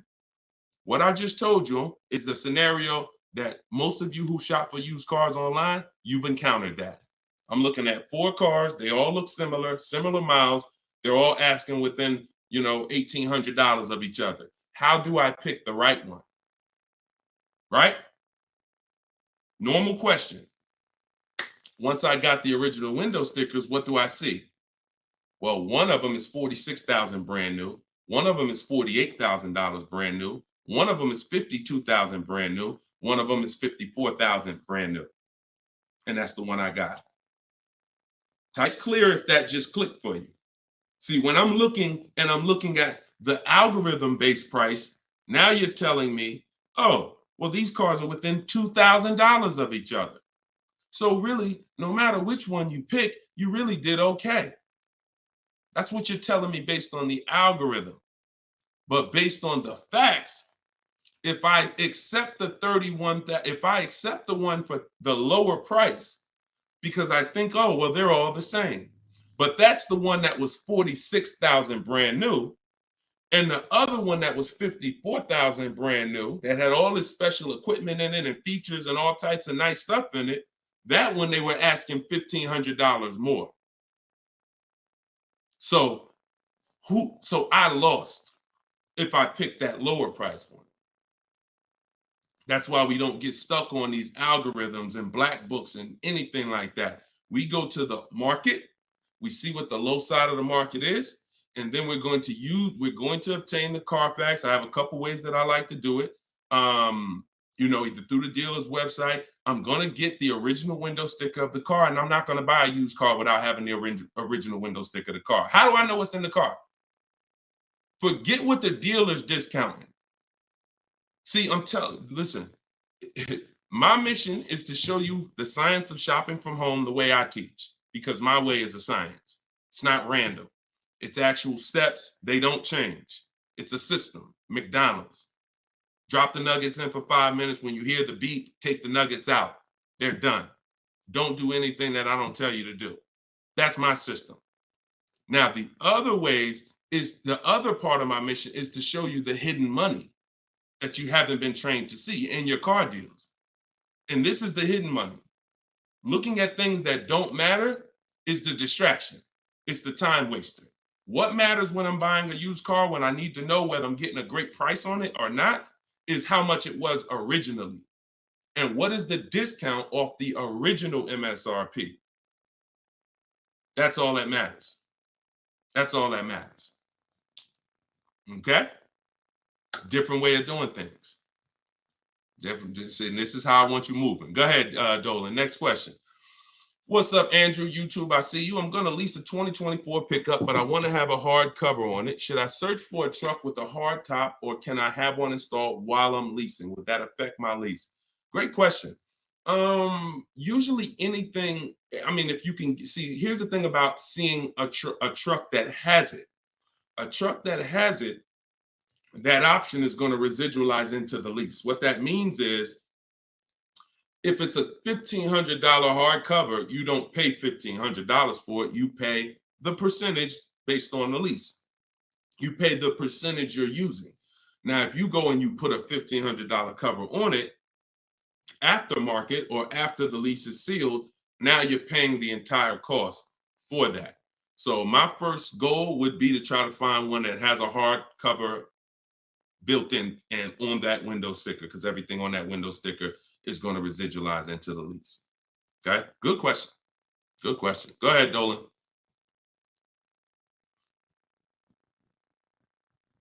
Okay, and we're live, y'all. Just so you know, I know some of you may have seen our broadcast because we rebroadcast these shows all day, but we are live. Today is our Wednesday 12 p.m. show and Eastern time, so you can ask your questions. We'll get through as many of them as we can.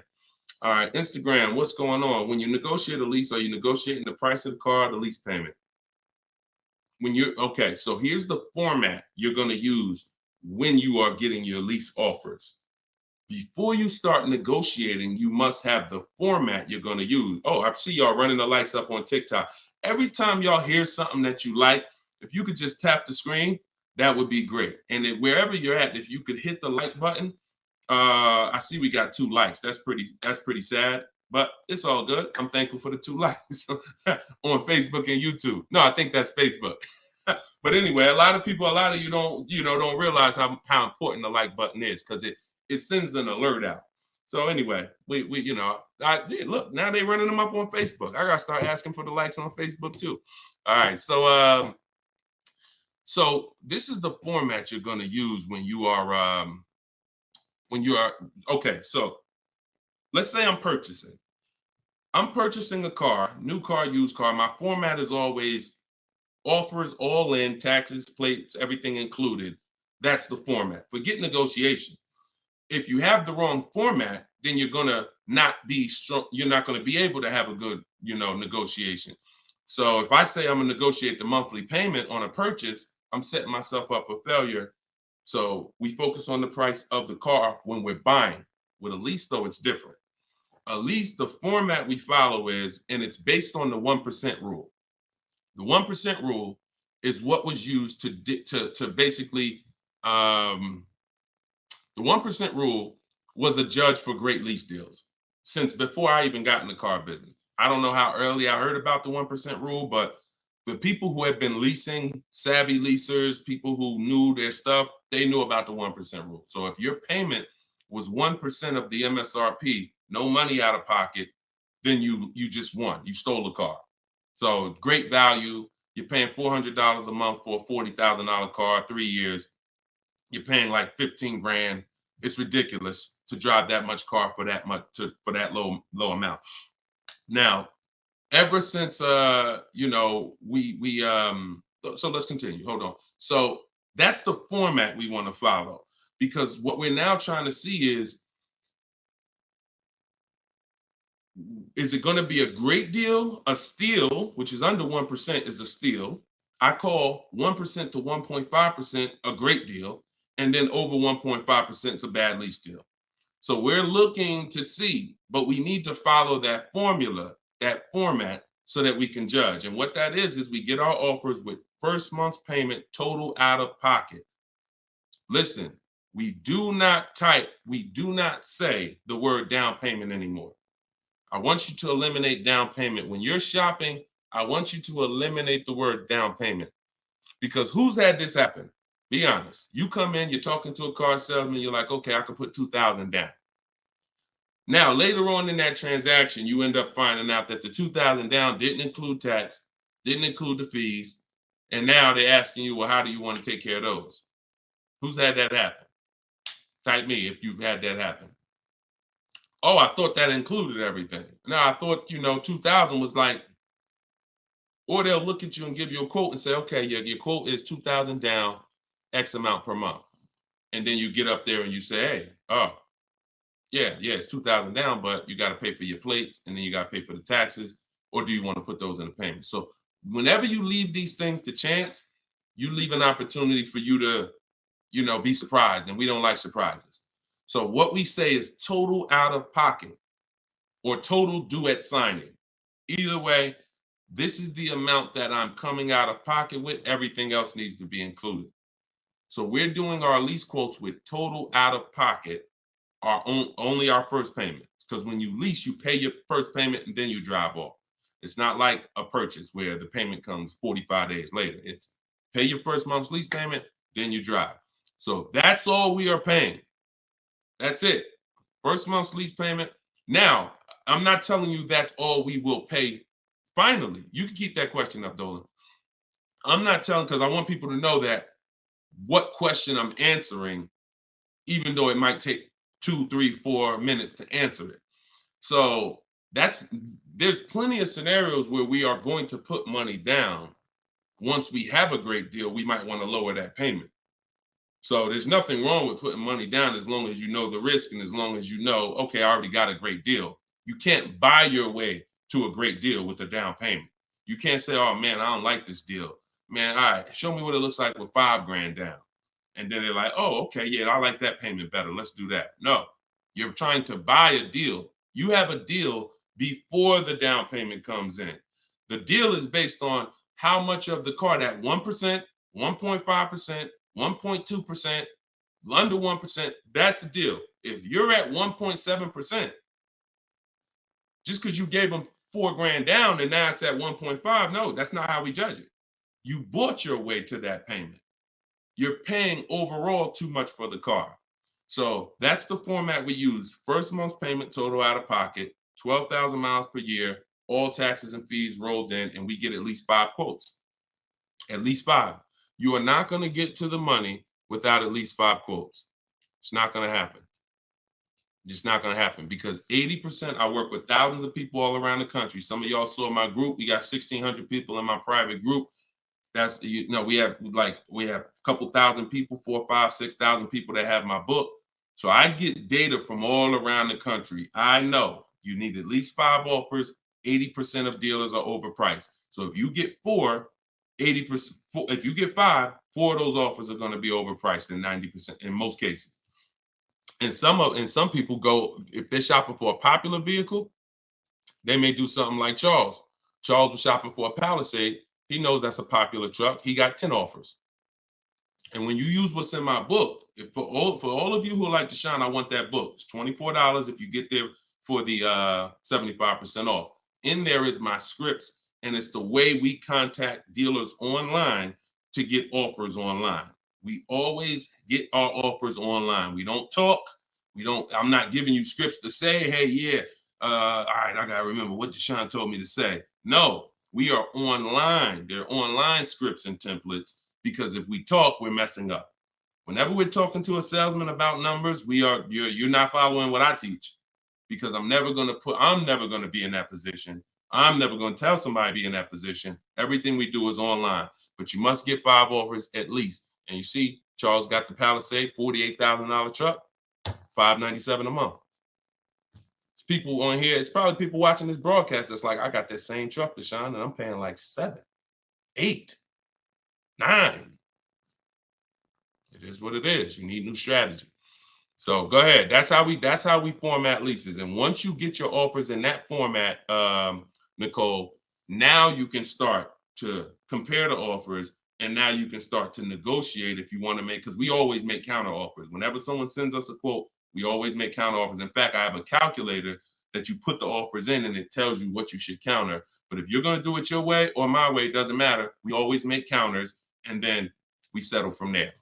That's how we negotiate. Right format, then we do our counter offers. That's how we negotiate and get these deals. All right. All of this is in my book. For those of you who haven't gotten there yet, or those of you who just jumped on, it's in my TikTok bio. It's in my Instagram bio. There's a website there. You just click that picture of me. You won't leave the broadcast. Click the link in my bio and click the button that says 75% off the new book, and you'll have your copy in your inbox. You can use all of this stuff forever. And it's a digital book. Some people say, Deshone, is it in print? You don't want to print the book? No, because I can't update it. If I print the book, every single new thing that happens, I gotta remake the book. And now you got Cars from Home Volume 1, Cars from Home Volume 2. Every year I'm putting out a new volume to update it. No, with the digital book, we can update it all day long. So it's really a one-time purchase. So in the Facebook and YouTube comments, you guys can get yours, and you can win. Go ahead, shoot the next one up, Dolan. Okay, Sierra on Facebook. Even if you're getting another lease, will you still owe the remaining payments? Yes. Yes. Look, it's a bunch of lies. I know people have told you that if you now let me preface this, because what she's asking is, see, a dealer that you did business with may make it look like if you come here, we'll get you out. Who has dealers calling them right now, telling them, hey, come on in, we'll get you out. We'll take care of the old payments. We'll get you out of your lease early. We'll buy you out of your lease. Or if you got a car and you're not leasing, they're like, hey, we need your car. Hey, come on in. We'll make a deal. We'll keep your payment around the same on the new version, all of this stuff.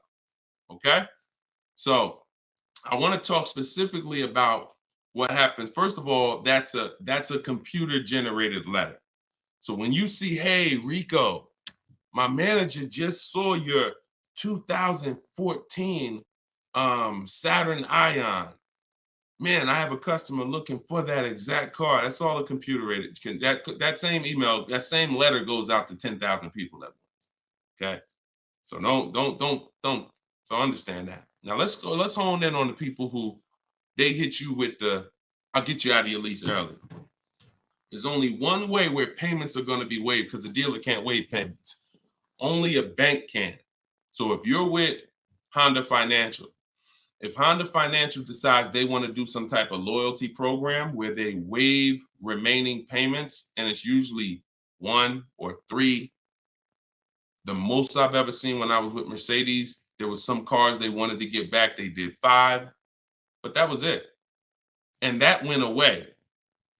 So, even from 2019, I didn't see payment waivers on leases because I don't know, for whatever reason. I saw them early in my career with Mercedes, but not later. They went away. So what they'll tell you is we can get you out early and we'll take care of the payments. If they don't have a payment waiver, then they're rolling the payments into your next lease. And what they'll depend on is you're just so desperate for a new car that you'll just take it and you won't ask any questions. But when you shop the way I'm telling you to shop, which is we don't give our old car to the dealer until we make sure we can't make money. We don't just drop off a lease at a dealership. We do an equity assessment to see if there's any money in the lease that we want to make sure we don't give to the dealer. Because if you drop off your car and it's a lease and the dealer runs your payoff and they see, wait, the payoff is 18, but the market value is 21. Let's buy that. We'll make that and we'll keep that 3,000. If they're going to do an equity assessment, see, here's what's crazy. And here's what you got to understand. They're doing an equity assessment regardless of whether you do one or not. We're going to do one. Every single lease that comes in that a person drops off. Why do y'all think y'all seeing commercials now that say we're a lease return center? Bring your leases here. You go on a dealer's website and you see, hey, drop off your lease courtesy, because they know most of the public is not going to do an equity assessment. And if we do 20 lease returns, it's going to be money in 3, 4, 5 of them. So we'll do the other 16, make no money on them, because we'll make $7,000-$10,000 on those 4. We'll make 2, 3, 4 grand a piece on those 4. This is your money that you gave unknowingly. Now, equity isn't in every car. That's why I just laid out that most of the time it's not. But if you drop off your car without doing the equity assessment, which is getting real offers, CarMax, Driveway, Carvana, Kelly's Blue Book Instant Cash Offer, Car Guru Sell My Car, AutoNation Sell My Car, that's 6 offers. We get 6 offers all the time because everything we do is a bid. So if you don't do that, you're now potentially leaving thousands on the table. So when you do that, you're not going to ever feed into the, oh, let the dealer who wrote me a letter say, bring your car in and we'll get you out of that car and we'll take care of the payments. You're going to know if you have equity or not. Now, if you do not have equity, then all they're doing is saying, how can we finagle this, get them out of this car into a new one? Move those payments over. Yeah, they got $6,000 worth of payments left, $3,000 worth of payments left. We're going to move that over to the new deal and we'll get them in a new car. So instead of leaving out, waiting, being patient, and now if you would have been patient, ended your lease and shopped the way I'm teaching you to shop, you'd have got a $500 a month lease deal, $400. But they'll get you out early because you're paying $650 right now. And they'll say, hey, come on in. They'll move the numbers around and they'll say, look, good news, we kept you at $650 and you get to get in another car. But the reason you're at $650 and not $5 is because you have thousands of dollars from your old lease that has now been built into that new lease. And this is how payment buyers lose. Payment buyers lose all the time like this. Hey, yo, what could you get me to on that car? How much that lease for a month? Oh, how much could you get me to on this car? Yeah, I could put like $3 grand down. Payment buyer, you lose because you don't really see the numbers. So you stick around, you use what I'm teaching you, you'll see the numbers and I can't reveal these things to you. I can only tell you they exist and give you the strategy. You don't believe it until you've seen it for yourself. All this stuff sounds good. If you've never used my stuff, this sounds good. You don't believe it yet. You hope it may work. Anyone who got my book, you're hoping this works. But once you use it, you're a believer. It's a difference. So we got, look, this is Tiffany. Tiffany wrote, she got the book. She sent me this the other day. She said, look at my deal. $44,820. I told you, everybody who has my book, I told you, email me your deals when you get your card. Look, $44,000 sticker. She got a $6,530 discount.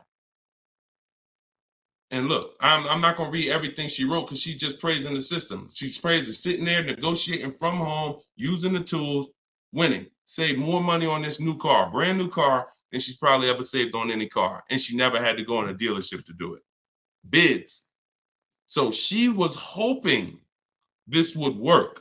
She was on this show. If she got my book, she couldn't have been in my life more than a month. We just started the show. So she literally was hoping, all right, I'm going to use this, Deshone. But now it's not a matter of hoping. She knows. That's where you got to get. So all of this stuff I'm telling you, you got to prove it to yourself by the actions you take. And once you see how overpriced these deals have been that you've been considering, you'll understand, wow, I'm never going in a dealer to get my prices again. Never. And then that's when you know you've been transformed. Go ahead, Dolan, shoot the next one up.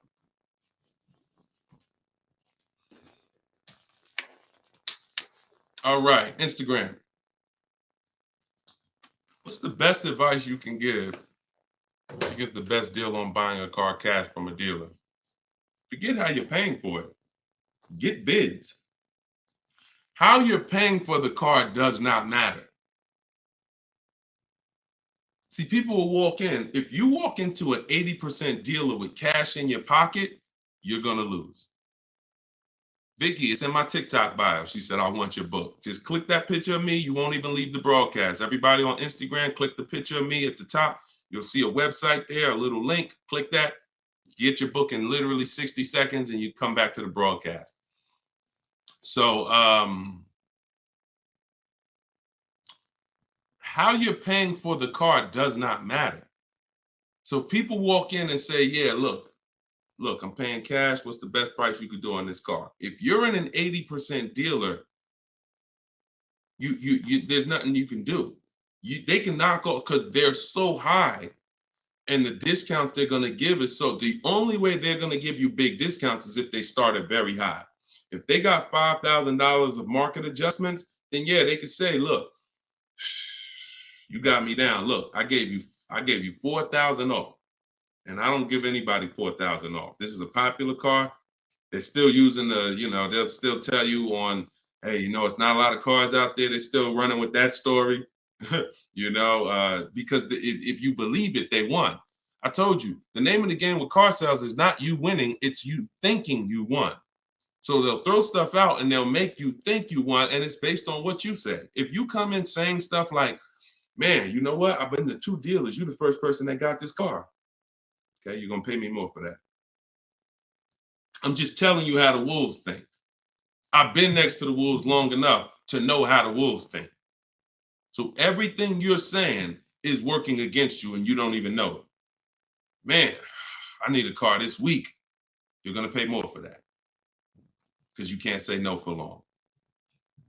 Oh, I need shoot, man, I went to another dealer, man. They gave me this quote. That quote was so high. I was like, nah, I'm not buying from them. Okay. I'll be a little lower than them, but not much lower. So this is why in my system, you don't talk. I'm not teaching. Y'all never have heard me ever say on any of my videos, remember to say this when you're in the dealership. Remember to say this when you're talking to this person. Because that's a losing battle. Everybody that's been trying to teach you that has failed you because you can't win dealing with a trained salesperson that sells cars 5-6 days a week, negotiates 3-4 times, probably 10-15 times a week. So when you talk about what's the best advice for someone paying cash, the best advice is to realize how I'm paying for the car is not important.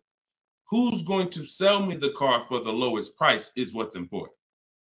If I'm buying a used car, who's going to sell me this used car for the lowest price? That's what's important. If I'm buying a brand new car, which dealer out of all the Nissan dealers, I want a Nissan, which Nissan dealer is going to sell me this car for the lowest price? That's what's important. That's what's important. Separate the transaction, separate the acquisition of the car. And then I would tell you the same thing if you were talking about monthly payments. Monthly payments is not important. What's a good monthly payment on this car that I want? Before you think about the loan that you're putting on the car, which is what you're talking about, which is why we separate our transactions. We get bids when we sell our car because we don't trade. We get bids when we're buying our cars. We get bids when we're getting our loans separately. See, car dealers have taught you to give them 3 transactions. You're going to buy a car, you're going to trade your car into us, and you're going to give us the loan. That's 3 transactions. There's money in each one of them. So any transaction that there's money in, we're bidding it out.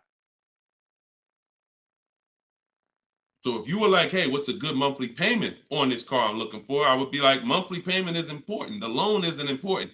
The dealer who's going to sell you the car for the lowest price, beat all their competition, give you the largest discount. That's what's important. Then you drop the money.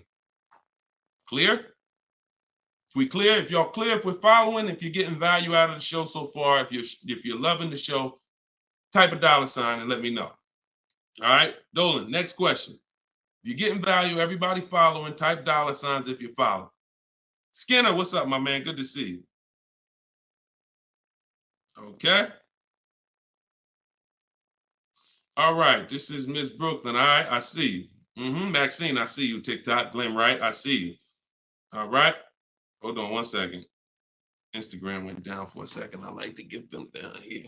All right, I see you, Simply Elegant NJ. Okay, so Miss Brooklyn on TikTok. May I ask, my lease got totaled. Is there any good in that? I have 4 months left on my lease. Not really. The only time it's good when the lease gets totaled is if you rolled a lot of negative equity into that lease to get out of it. So if I went from a finance and I had a bunch of, many of you, once you learn that, if not leasing has cost you money, and big money. I cannot downplay this. Big, huge money, thousands of dollars, probably $4 or $5 grand every single car. Plus, you're not driving the cars you could be driving. So on top of that, just the money you lose is $4 or $5 grand. Then the cars that you're not driving is you can't put a price on that. You're driving an older car versus somebody who's driving brand new cars that are under warranty. So, but many of you, once you find out that you bought into a lot of bad advice about leasing, you're like, and we've had those questions come on the stream very regularly. Deshaun, should I wait? I know I need to lease now. I need to be leasing, but should I wait or should I just transition now? It's always transition now. There's no benefit of waiting. Once you know you're not keeping your car 8 years, you're not going to outlive the depreciation. I need to be moving into a lease now, into a better financial structure, better vehicle. So if you move, some of you, when that happens, you're going to have 3, 4, 7 grand of negative equity that you're moving over because you're a short-term person. That's the only benefit if the lease is total, because all that negative equity gets wiped out and you get to start fresh. Now, if you put money down on a lease, these are the risks of putting money down on leases, and you need to know them. If your car is totaled or stolen and not recovered, you don't get the money back. So it's very important to assess the risk. I talk about this in my book. I talk about everything in my book. There's nothing that I'm talking about on this show that's not in my step-by-step book. So in fact, everything I'm teaching you is out of my book. So when you look and say, all right, should I put money down? Then you assess your risk. How many vehicles have you had stolen in your life? If the answer is 0, then chances are you won't have a vehicle stolen. If you say, man, I've had 2, 3 vehicles stolen, then I wouldn't put money down. I wouldn't put a lot of money down because the odds of you getting another vehicle stolen seem to be high. And if your vehicle gets stolen and they don't find it and you put $5 grand down on your lease, you're not getting the money back. Now, the opposite, the other end is if the vehicle's totaled, like you experienced, Ms. Brooklyn. If the vehicle's totaled and you put $5 grand down, you don't get the money back. So you ask yourself, how easy is the vehicle to total? If you got a Honda Civic, a Toyota Corolla, small SUV, something that's easy to total, then I wouldn't be putting money down on that lease. I wouldn't put a lot of money down. I've had people put money down on SUVs and bigger sedans and bigger, S-classes. When I was at Mercedes, people would lease S-class for like $1,400 a month. They put money down to lower the payment. I've had people put 7, 8, 9, 10 grand down on a lease on an S-class because they know it's hard to total an S-class. Like you have to be in, God forbid, a once in a lifetime accident to total an S-class. So that's what you do to assess your risk. And what you're doing is you're always shopping your leases with only first month's payment due at signing. Because if you can get a car that has everything you want, and once you get all your offers, if the monthly payment's in your budget with no money out of pocket, then that's what I would do all day long. That's what I would do all day long. But sometimes people will get like a lease and it's a great deal. It's under 1.5%, but they're like, you know what? Payment is like $600. I want to lower that to like $500, and they'll put $3 grand down to lower it, $3,500 down to lower it to $500. But that's a decision you make only after you assess the risk. But in your particular case, if you didn't put a lot of money down, then no, you're just going to start fresh. You're going to shop for your lease, and that's it. Good question. All right. Yes, under 1%, we call that a steal, Skinner. Absolutely. That is a steal, not a deal. Go ahead. And we get steals. Some people may say, look, man, how do you see steals? We already know. Look, we get steals. When you get bids, you'll see some steals depending on the lease program. Farina just got her Jeep Grand Cherokee, $66,000 Jeep Grand Cherokee, $579 a month. $579 a month. 0.88%. Sitting at home getting bids. All right. Go ahead. Next question, Dolan. Shoot it up. This is Byron on TikTok. How long should you wait to refinance after the purchase date? As soon as it makes sense. I don't know what your interest rate is, and I don't know how thoroughly you shop for your loan. If you use the bank bidding war, we're letting 15, 20 people run our credit within a 48-hour period. So it only is going to weigh on our score like as one hard inquiry. So if one hard inquiry would have lowered our score 10 points, those 15, 20 inquiries will lower our score the same 10 points when the window closes. So if you shop like that, then no, you're not going to refinance in a month because you shop the market so thoroughly, the potential for you saving in the short term is not going to be there. But if you didn't, then yeah, you might be looking now and see that there's people who can refinance you for a lower rate. But again, the reason I don't like doing that, if you just got the car, because now you're talking about, potential more hard inquiries. But what are you going to do? If you think you could get a lower interest rate refinancing, I go online, type in refinance car loan online and see, I think LendingTree, Nerd Wallet, they have a couple resources that they recommend, and see if you can save money. I'm refinancing if I could save money, if I could drop, because look, on a $30,000 loan, if you got $30,000 that you owe, if you could drop your interest rate by 1 point, that's probably $1,000. So, I mean, if you're not taking the shopping of your interest and your loans, that's why we bid this out. In my book, not only, and I have a section when I send it, it's called the Bank Bidding War. So I haven't combined it into my book yet. But for those who are financing, I'm going to restructure the book. Again, another update coming of the book, because that's what we do. And I'm going to add the Bank Bidding War to the book. But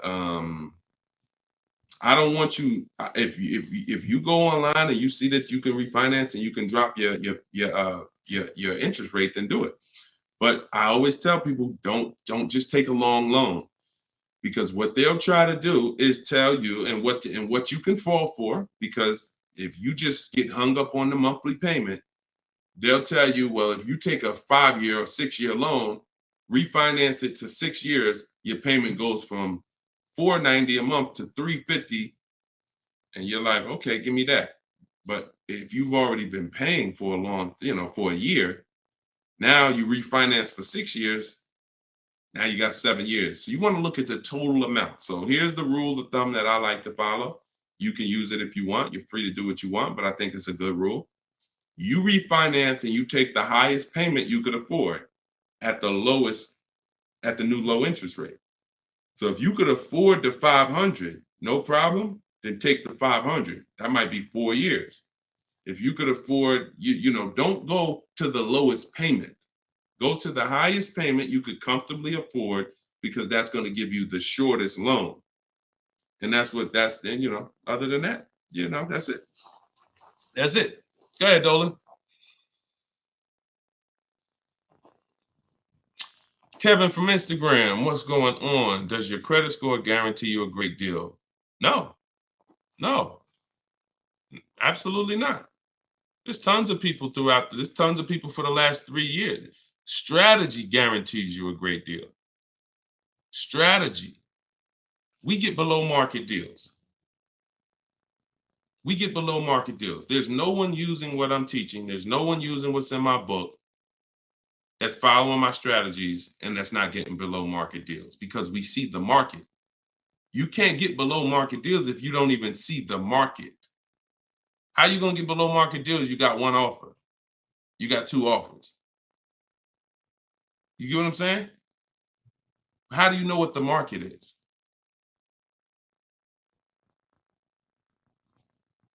In order to get below market deals, you must have a strategy that allows you to see the market. See the market offers. See the widespread. Look at used cars and say, man, this is everything within 100 miles of me. Narrowed down, blah, blah, blah. I see the market. So, and there's people with not great credit that are going to use the strategies to buy at a below market price. So strategy is what gets you below market deals. You can have great credit all you want. You have no strategy, you will pay market value or higher. Because below market deals are reserved for the people who have the strategies to get them. Nothing to do with credit. Nothing to do with credit. I tell you, if you have bad credit, your goal should be the only people I'm overpaying, and I'm not overpaying because it's all I qualify for, is my loan. My bad credit is not between me and the dealer I'm buying my car from. My bad credit is between me and the person who's lending me the money to buy the car. If below market price on this car is $18,000, if I don't have any strategy, then I'm going to go in and I'm going to buy it from them with bad credit and end up paying 21 plus the high interest rate, bank fees. And not only did I overpay for the car, but now I'm paying 15, 20% interest. That's what most people do. No strategy. So people with no strategy get killed two ways if they have bad credit: the loan and the price of the car. But when you have strategy, the only person who you should be paying more than average is the person who lent you the money. But they should be looking at you and saying, you got a great price on the car. Goes back to what I said about 15 minutes ago on separating our transactions. We separate our car purchase from our loan. The dealer who's going to sell us the car has nothing to do with the person who's giving us the loan. These are two separate bids. So my loan, because my credit's bad, is going to be a higher interest rate. Understandable. But I'm going to use the bidding system, get multiple offers, and I'm going to get a great price on the car. Separate. All right. It's a good question. It's a good question. And I'm sure a lot of people had that same question, Kevin. Go ahead, Dolan. All right. Appreciate y'all running the likes up on TikTok. If y'all can keep tapping the screen. Thank you, Ambitious73, for sharing the broadcast. Shout out to the sharers. On Instagram, y'all see next to the comment section, there's something that looks like a little paper plane. If you hit that, you can share this with a couple of your friends. You should certainly be sharing this with your best friend because they might not be friends. I'm going to be honest with you. If I had a friend and he was watching this stuff, shopping for cars, and didn't tell me about it, and I went out and I just went and if there was this new way to car shop to save all this money and he didn't tell me about it, I'd be a little upset, especially when I bring my car home and realize, dag, I overpaid for it, $5,000, $10,000, or dag, I ain't even know about leasing. You know, my parents told me, man, I should never lease. Oh, you don't listen to this guy, Deshone? Nah, man, I don't lease stuff. No, you need to listen because if you're not keeping cars 8 years, he's going to show you why you're overpaying by thousands of dollars by not leasing. It's not even close. Oh, for real? All right, I'll watch him. Then next thing you know, he's seeing me, but he bought a used car last year. Or he bought a car that he's now in a finance with, and he's like, man, how long you been watching this guy? And I've been watching him for 2 years. You couldn't tag me in a video? You couldn't tag me how many people come on my stuff and say, Dad, I wish I would have saw this before I got my car. We're trying to prevent that. I don't want your friendships destroyed. Not only am I trying to save households financially, I'm trying to save friendships. All right, go ahead, Dolan. All right, we got the next one up. Jason, should you use MSRP minus dealer incentives to calculate the 1% rule or the MSRP without the incentive? Nope. MSRP. I showed y'all this the other day. I'm going to show y'all this again. Well, I showed people on the broadcast the other day, right here. Just let me remove that question so everybody can see it. Just take that question down real quick, Dolan, so everybody can see this window sticker for me. All right. See right here? Total MSRP. That's what you use. That's what you use. So the reason why you're using the total MSRP is because once you use if you're on TikTok, you'll see it on the rebroadcast because we rebroadcast these shows throughout the day. Once you see the MSRP the percentage is what's going to change. based on the offer the dealer made you.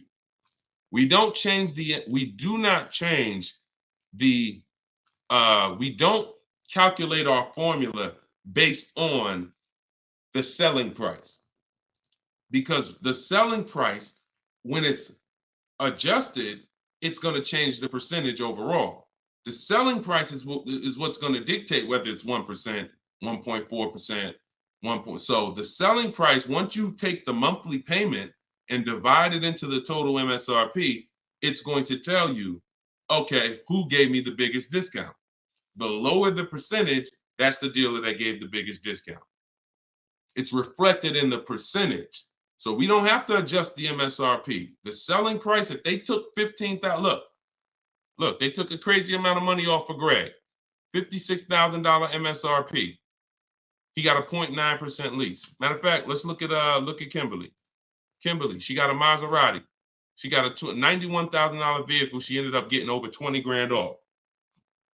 Over 20 grand off, getting bids, saving more money at home than everybody saving in dealers. Can't get these types of deals in dealers. So $86,000, then she got $66,000 offer. So they were taking $20,000 off. And then the car that she ended up getting was this one. And look, when you see 1%, when you see a low, that means all that discount that they took off is reflected in the percentage, because the percentage is what you are paying relative to the MSRP. So no, always use the total MSRP like I just laid out. Okay, that's the formula. All right, go ahead, Dolan.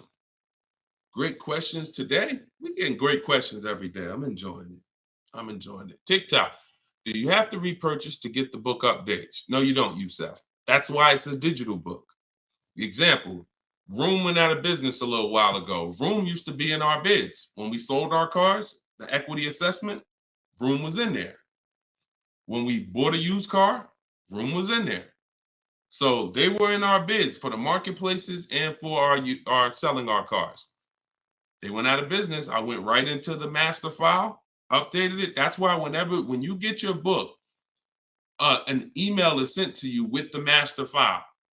You don't want to ever lose that email. Even when you download the book to your computer or your phone, don't delete the email, because the email is what I update that will actually be what you refer to. So when you come back a year from now and you use it, you'll see, oh, shoot, this is different.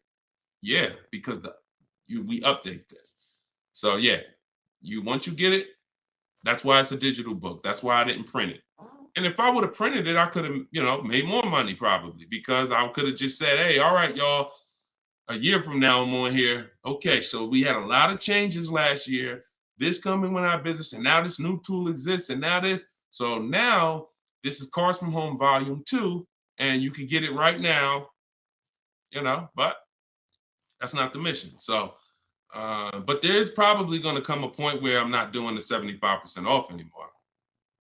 I know that's our welcome offer.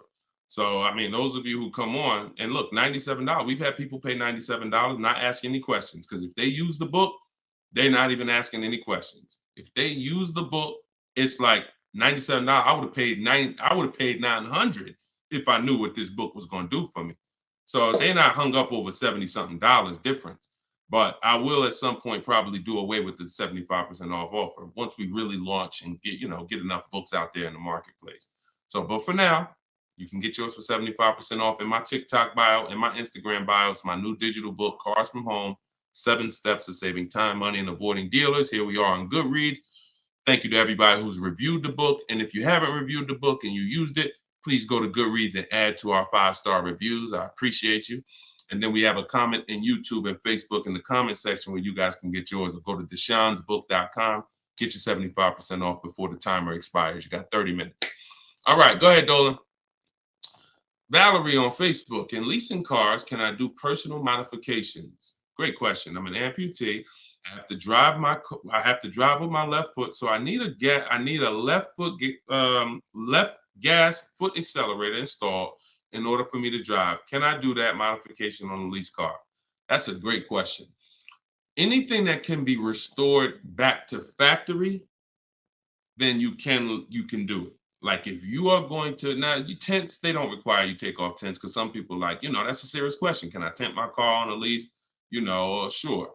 They don't usually sweat tents. But things that really like are changing the makeup of the car like this, it depends on if this is removable or not. If it's removable, then of course. If it's not, and it's a permanent adjustment, then I would say no, because they're going to bill you for that. And so what I would do if I'm you is I would only be, if you're not keeping your cars 8 years, now the mission is still to beat depreciation. So you don't want to buy a car, especially you, because you're making a custom update that will lower the value of the car. So whatever car you buy, Valerie, let's say your car's value would have been like this, going down over a 3 or 4 or 5 year period. Because of this adjustment you're making, it's going to go like this. Because if that update that you're making can't be removed, then you lower the amount of people who are interested in that car when you go to resell it. So what I would tell you, if you're not keeping cars 8 years, then you should only be buying pre-owned cars. That's going to be your smallest losses. Don't buy new, because when you, again, buying new and you doing your modifications on them, you're going to destroy the value of the car. You're going to lose so much money in depreciation and resale. So I would only be shopping for a used car if I'm you, unless there's a way for you to remove the modifications once you do them. Even if it costs you $1,000 to remove them, you're up, because the amount of money you're going to lose by doing that type of modification. I say the same thing to people who like to put, big exhaust systems on their cars. That's valuable to you, but you're lowering the value of the car because that's not valuable to most buyers. So if you spend $3 grand, $4 grand on a fancy exhaust system and all of that, not only are you not getting that money back, you're lowering the car's value overall. So in your particular case, that's what you do. See if you can pay to get that car restored back. I do that all day long. And then I would lease. And before I turn the lease in, I would pay the money to restore it back to stock. Okay, that's a couple options, and you choose what works for you. Okay, all right, good question. All right, trying to buy the book. Link to the site is not loading. Just go to deshonsbook.com. deshonsbook.com. And you can spell my name out. You can open it in the browser. I'm not sure why we got a lot of people that go to TikTok and get their book. So I haven't heard that. But if you're having issues, then don't let small obstacles stop you. Just go to deshonsbook.com and get your 75% off. Okay, this one is from YouTube. Is it better to get a loan from a bank that you choose, or is it better to use dealerships banks? We get bids. So I created a process called the bank bidding war. Now, there's so much money in your loans. There's companies that want to give loans. They don't sell cars. So that should tell you something. If there's plenty of companies in this world that want to loan money, they don't sell cars, then that should tell you there's a lot of money in the loans. So what we're doing is we're doing a bidding war, because everything we do not shake hands with anybody without a bid on anything. I'm not giving my old car to you without a bid. I'm not getting a loan from you without you winning a bid. I'm not buying a new or used car from you without you winning a bid. So we're not doing the bidding process until after we find the dealer who's going to sell us the car. Once we find the dealer who's going to sell us the car, won the bid, one dealer who says, okay, I beat all my competition, now we're buying from them. We are going to lock up that car with a deposit, and we're going to go home and we're going to start the bidding war. So the bidding war is 3 rounds. It starts before we look for the car, because we want to see if there's any special interest rates. So if I'm shopping for a car, round 1 of the bank bidding war, this is also in my book. And as I said, when you get your book, you'll actually see I'm sending you 2 files. I'm sending you the book. I'm sending you the bank bidding war blueprint separately, because I haven't added it to my book yet. But Round one is to see if there's any special interest rates, because if the car I'm looking at has a 0% interest rate from the manufacturer, or 0.99% or 1.99%, everything else is eliminated. There's no reason for me to look anywhere else. Now, we always have to see what the term is, because sometimes they'll say 0% for 36 months. That's not going to work for most people, because that loan is going to be too short. Payments would be too high. So we got to look at the term. But if we see they have 1.9% for 60 months, or 2.99% for 72 months, this is really going to, no bank or credit union is going to beat that. So that's round one. Now, most vehicles are not going to have that. So then we do what we just said. We're getting the bids. We're finding a dealer that's going to sell us the car for the lowest price, win the bid. Once we do that, we lock our car up with a deposit. We come home. That's where we start the bank bidding war process. So we're going to go online. We're going to call our bank, our credit union, do all these offers, let all these people access our credit with a hard pull. And then we're going to get the bids in round two. Whoever gets the lowest bid, they win round two. Then we call the dealer and we say, hey, this is what I got. If you guys can beat it with one of your banks, I'll do the business with you. That's simple. That's the bidding war. And see, when you do bids, when you follow my process, you eliminate any buyer's remorse. There's two types of buyer's remorse. You bought a bad car, so we have boundaries that we use to not buy bad cars. But then the other buyer's remorse is I overpaid. And not even I overpaid, it's the wondering if I overpaid, that mental torture.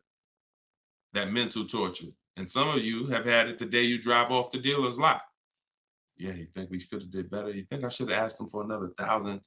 I feel like I should have at least asked them for another 1,000. Yeah, I feel like this. You think the interest rate is okay? Mental torture, buyer's remorse, early buyer's remorse. That's eliminated using what I'm teaching you. When you get bids, it's guaranteed. We guarantee we get the most money for our old car. We guarantee we get the best price in the market on our car we're buying. We guarantee we get the lowest interest rate. It's guaranteed. It's a totally different thing. And the only way we do it is through bids. So that's the bank bidding war. And even I think who used it? I think Tiffany, when she wrote in, she would say something. That's what she was writing about in the end of her email she sent me. Send me your deals, y'all. I always want your deal. I say when you use this stuff, you use what's in my book. Email me your deals. You'll have my email, because when I email you the book, you'll have the email you can send your deals to once you get them. But this is what she said. She said, we received a check from our credit union, $41,000. We let them know we had a check, but their finance person, look, straight out my book. But if their finance person could get us a better rate, we would go with them. The dealer bought us a better rate, half our interest rate. But the bank they chose wanted $1,500 down, so we said no. So that's it. So she took round two of the bidding war, came in and said, look, if you could beat it, you got it. They said, okay, we could do half the interest rate, but you need money down. Okay, no problem. That doesn't work for me. So that's in control. That's like, okay. And there's going to be some scenarios where the dealer says, look, I can't beat it, but I can match it. And in which case you save all the paperwork. You don't have to go through that with the bank. So, and it's the guaranteeing of knowing I got the lowest rate in the market, because I had 15 banks competing, not one dealer who was shopping it. So total different thing. All right, y'all. I see we got a lot more questions. Shout out to the sharers. I see some new followers. If you haven't already, subscribe on YouTube. We got some new things coming for YouTube very soon. Some things that's going to help organize the show and help you reference things and see questions and break them down so you can actually reference your question. So YouTube is what allows us to do that. But we're live on all 4 platforms when we do the show. So whenever you see the banner above me, you know we are, we're replaying it. You can tell your friends about it, because some of you can't make the whole show. You got to go to work, or your friend, you can tell them any time of the day. We're usually rebroadcasting these shows, but the banner also will show when we're going to be live. So the good thing about it is, you see in the banner, we'll have the live shows so you can actually see when we're live and you can join us. So this has been our 12 p.m. show. Everything we taught today is out of my new digital book, Cars from Home, 7 Steps to Saving Time, Money, and Avoiding Dealers. You can get your copy for 75% off for 30 minutes. And if you visited the website, the timer started. So once you visit, that timer started. Once it goes to 0, the price is $97, which is still a great price. But if you haven't been there yet, you can get your copy for $24 at 75% off in my TikTok bio, in my Instagram bio, or pinned in the YouTube and Facebook comments. And we'll put the banner back on here for those of you who are watching us on TV. You can just scan this with your mobile camera and you can get your 75% off. But great job. Listen, great questions today. Make sure you are sending me your success stories so I can bring them onto the show, just like Tiffany. If you haven't already, go to goodreads.com and you can post. We just got another review on goodreads.com. So add to our 5-star reviews. Tell us your story so that we can keep getting this message out and the people who want to learn strategy can keep getting it. All right. Always a pleasure. God bless y'all. I'll see y'all on the next stream.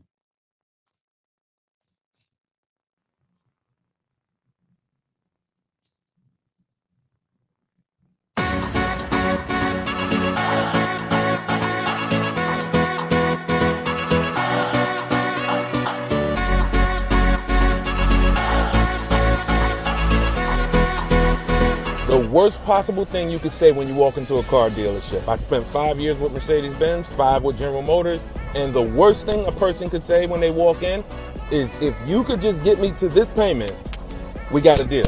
So your loan's probably still like 19, which means you got to pay to get out. You're upside down. It's called negative equity.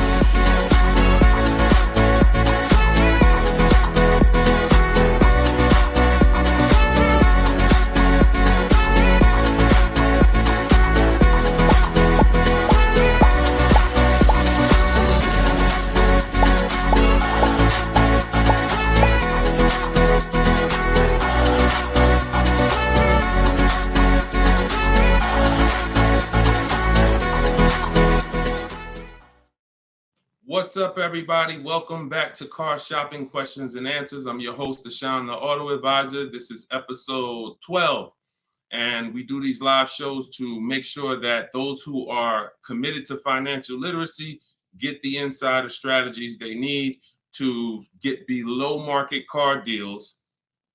And the only way you're going to do that is by using strategy. So that is what we teach here. I am all about giving you the simple strategies you need to sit at home and let dealers bid for your business, let banks bid for your business, and let people bid for the cars that you're going to sell, not trade. And that's what we do here. So for those of you who don't know me, my name is Deshone the Auto Advisor. I spent 14 years in the car business. And since 2020, my mission has been to create smarter car shoppers, buyers, and owners. So if this is your first time ever seeing us on a broadcast, could you type the number 1? What's going on, Lisa Jane? Good to see you. I appreciate it. Hey, you're the best. I appreciate it. Listen, you keep using what I'm teaching, you're the best. I just love people who are committed to their money, because the wolves, the 80% of car salespeople who you deal with every day, and you don't know how to find the best car salespeople to deal with, those people are committed to their money. One thing about the wolves and the sharks is they are committed to making their 15, 20, 25, 30 grand a month, and they do not care who gets in the way. When you walk in, you're a casualty of war if you don't know what you're doing. So that's what we do here. So you guys can start typing your questions. I do have my man Dolan in the back moderating. He's going to bring your questions into the show. And if you're watching and you see the banners, that means this is a rebroadcast. But if you don't see the banners, we're live. And right now we're live. This is our Wednesday, 7 p.m. live stream. Okay, so once we get a couple questions, my man Dolan will bring the first one in. We'll get the show on the road. But the simple housekeeping, for those of you who don't know, I am the author of the new digital book, Cars from Home. We're rated 4.94 on goodreads.com. Thank you to everyone who's reviewed the book and used it. I want you to email me your deals when you pick up your cars. See, what I want from you guys is to be excited about the deal. Right now, most of you are ashamed of your deals. So that's just a fact, because you wouldn't email. And I'm not in the business of telling people they got bad deals. But once you start using what I'm teaching you and you start getting bids and shopping the easy way, you'll love to share your car deals. You'll be sharing your car deals with anybody willing to listen. And that's what I want. Okay, so As part of our welcome launch, you can get your copy of Cars from Home, 7 Steps to Saving Time, Money, and Avoiding Dealerships. It's 75% off in my TikTok bio for 30 minutes, in my Instagram bio for 30 minutes, or if you're on YouTube or Facebook, you can click the comments we have pinned for you and you can get your copy for 75% off. You won't pay the normal $97. You'll get it for $24. So Dolan, if you could, matter of fact, I'll throw the banner up. Dolan, you could throw the first question up and let's get the show on the road.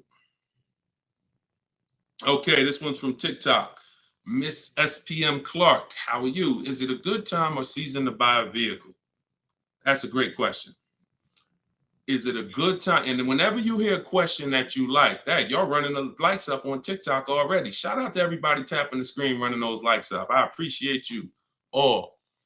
That's a great question. Is this a good time or season to buy a vehicle? There's no bad time. I'm going to tell you why. What you're depending on is to be positioned to find a dealer who really wants to move a vehicle. Now, 80% of dealers are overpriced. I'm going to continue to say that. Now, the reason I know that is because since 2021, I've worked with 1,600 people in my coaching program and probably another 5,000, 6,000 that have my book already. I know the data. When we're looking at offers, 80% are overpriced. So you need to know that 80% of the dealers that you're dealing with, 80% of the dealers in this country, if you're driving down the highway, 80% of the dealers are overpriced. They don't all have the same prices. I know you may have been taught that, oh, every dealer is the same. They're all different. They're all competing against each other. So you now use that to your advantage. Marketing tells you when does the marketing tell you is the best time to buy a car? We got a good number of people on here already. Make sure you stay by your keyboards, because if this is your first time on the show, you'll see we ask questions and then I need you guys typing fast so that we can keep the dialogue going fast. When does the marketing tell you the best time to buy a car is? Okay. Brighten up my light while y'all do that. Hold on. I'll be looking at your answers. Okay. New year. Yep. New cars. Okay. When cars come out. Okay. End of the year after September. Okay. End of the year. I see you, Jamie, on Instagram. Okay. So that's the busiest week of the year. You go into any car dealership, it's a zoo. Now imagine that. I want you to put yourself in the car dealer's shoes. If you knew that you had customers trained so well that by that last week of the year, the place was going to be a carnival. And that's the end of the month is like that too. Holiday, President's Day is like that too. But here's what I want you to think about, because that's just a myth. There's no better deals. So there's some people that are buying cars during the holidays overpaying for them. Because here's the thing, you got a line of people behind you. If you're at home shopping, that's different. But if you're in the dealership, think about it. You got a line of people behind you, 10 people. So when the salesman is talking to you, it's like, I don't even have a lot of time, right? Salesman doesn't have a lot of time to talk to you. Listen, Bernard, listen, man, I'm making you a good offer. You see the place is packed, man. You know, I would take it if I was you, but you know, we really don't have the time. You know, if you wanna think about it, you're more than welcome. There's no guarantee the car's gonna be here when you come back. Psychology working all against you. I told you, if you've been on the stream before, you know the name, that you winning is not the important part in a car dealership. It's making you think you're winning. So when you want to be in a car, this is when you want to be shopping, 3 months before you need to have a car. And I'm going to tell you why. If the place is a carnival, there's no reason to give cars away. There's no reason. Why do I want to do a big sale? Why do I want to discount the cars if the place is packed? There's 3 customers for every car that I have. It's a marketing game. Now, the opposite is true. You got to think about this. On the 3rd of the month, when the place is empty, 10th of the month, dealers looking at I remember we used to look at our numbers, right? Because everyone makes you think dealers only think about their numbers at the end of the month. Go at the end of the month when dealers want to hit their numbers. Don't you think dealers want to hit their numbers on the 10th? Don't you think if we have to sell 250 new cars and we look on the 10th of the month and we're like, oh, we only got 70 cars sold. We're not pacing good. We look like we're going to fall. We only got 50 cars sold. Oh, this is a horrible month. Anybody who sends in an internet inquiry they're like, oh, look, we're behind. There's not this magic thing where it's like every month at the end of the month, the last 3 days, dealers are pushing to hit their numbers. Some dealers hit their numbers 5 days before the month is up, 3 days before the month is up, which means you come in at the end, we already hit the numbers. But again, it's a game of psychology. So what I'm teaching you is to understand, I was in that game for 14 years. I was very good at playing the game. Now, I'm not going to lie. I wasn't a person who lied. Anybody who knows me from New Jersey knows anytime, the way you guys see Deshone, there's a couple people who, since, we've gotten over 2 million followers now across all these platforms. So God has blessed me. But there are people who know me. They dealt with me. And when they see my videos, what they say is, the same way he is in the videos is the same way he was in the dealership. Nothing changed. Some people are like, oh, I'm online now, I'm teaching. And then it's like, they got a bunch of people out there that's like, no, that's not, he changed when he went online. The same way I was in a dealership teaching people about numbers, about leasing, don't buy your lease, all of this stuff that I'm teaching in the stream is the same way. So the game of psychology is what you have to stop falling for. Stop looking at marketing, and now you have to look at what does make sense. That's being in the market 3 months before you need a car. I'm gonna tell you why.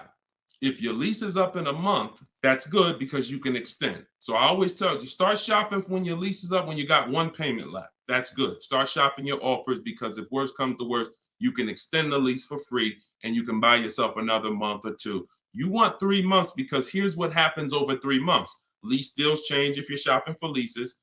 Offers and incentives change if you're shopping for cars that you're buying. If you're shopping for a new car you're buying, you can look so here's an example. Let's say I'm looking for a dark blue, Kia Sorento, right? For example, if I reach out to them, something I teach in my process is we have 2 dates. 2 dates. Those of you who have my book know this. Some of you have seen it in my free social media videos. 2 dates. As soon as date, no later than date. As soon as date is the soonest you can say yes to an offer. That's the soonest you should be looking at offers. You shouldn't be looking at offers if you can't say yes to it yet. Wasting time. Then the second date is the no later than date. That's our deadline. So the time between there, I like to see 3 months because when you reach out to a dealer, one of the things in my template in my book, one of the things you should say if you're talking to a dealer is, I can make a deal today, but I don't need a car until December, whatever. Whenever that is, in the summer, whatever. Because the time in between that is your leverage. That's the time where you could say no. That's the time where everyone else who's going in the dealership, the way everyone else shops, they're going in desperate. Oh, I need a car today. I need a car by Friday. All of the stuff they're saying out their mouth that's going to make sure they pay more because car sales people hear that stuff. And so you're not saying that. You're saying, hey, if you got a blue one and it's not going to be here for 8 weeks, I'm interested in that. See, they can't present that to these other customers that are there desperate mode right now. That car that 8 weeks away, can't present it. So inventory changes on a month-by-month basis. Incentives and rebates change on a month-by-month basis. I'm gonna tell you the biggest thing though. Let's go to used cars. Price trends change on a month-by-month basis. So when we go to shop for used cars, we always have on alert so that every single new car that hits the inventory pops up on our phone, in our email. Everything I'm teaching you is in my book. Now, I don't hold back. You can get it any way you want. You can get it on the stream. You can get it on my videos. You can get it in my book if you want it all in one spot. But so when we do this, everything new is popping up. We can see the price changes. We can monitor the price changes. But the biggest thing is when a dealer needs a deal, you're positioned. Let that sink in. I just gave you a scenario a couple minutes ago of how it looks when a manager comes in and says, all right, y'all, we got to have a meeting. Okay, y'all, it's the 10th of the month. We only got 50 cars out. We got to sell 250 cars by the end of the month. We're way behind. Anybody who is real, that's what we call a real customer, a real buyer. Get them on the phone and see if they're open. We're not turning away any reasonable offer today. Now, for those who are desperate, need a car today, need a car this week, those people been going. They're never going to get these phone calls, very rarely, because they're moving so fast. You position. You in their email. Tom knows Sparta is been emailing me. He told me he doesn't, or she, I can't tell if it's, I can't tell by your name, whether you're a man or woman, but let me see. Sparta, hey, I know I couldn't get to your offer before. You still open?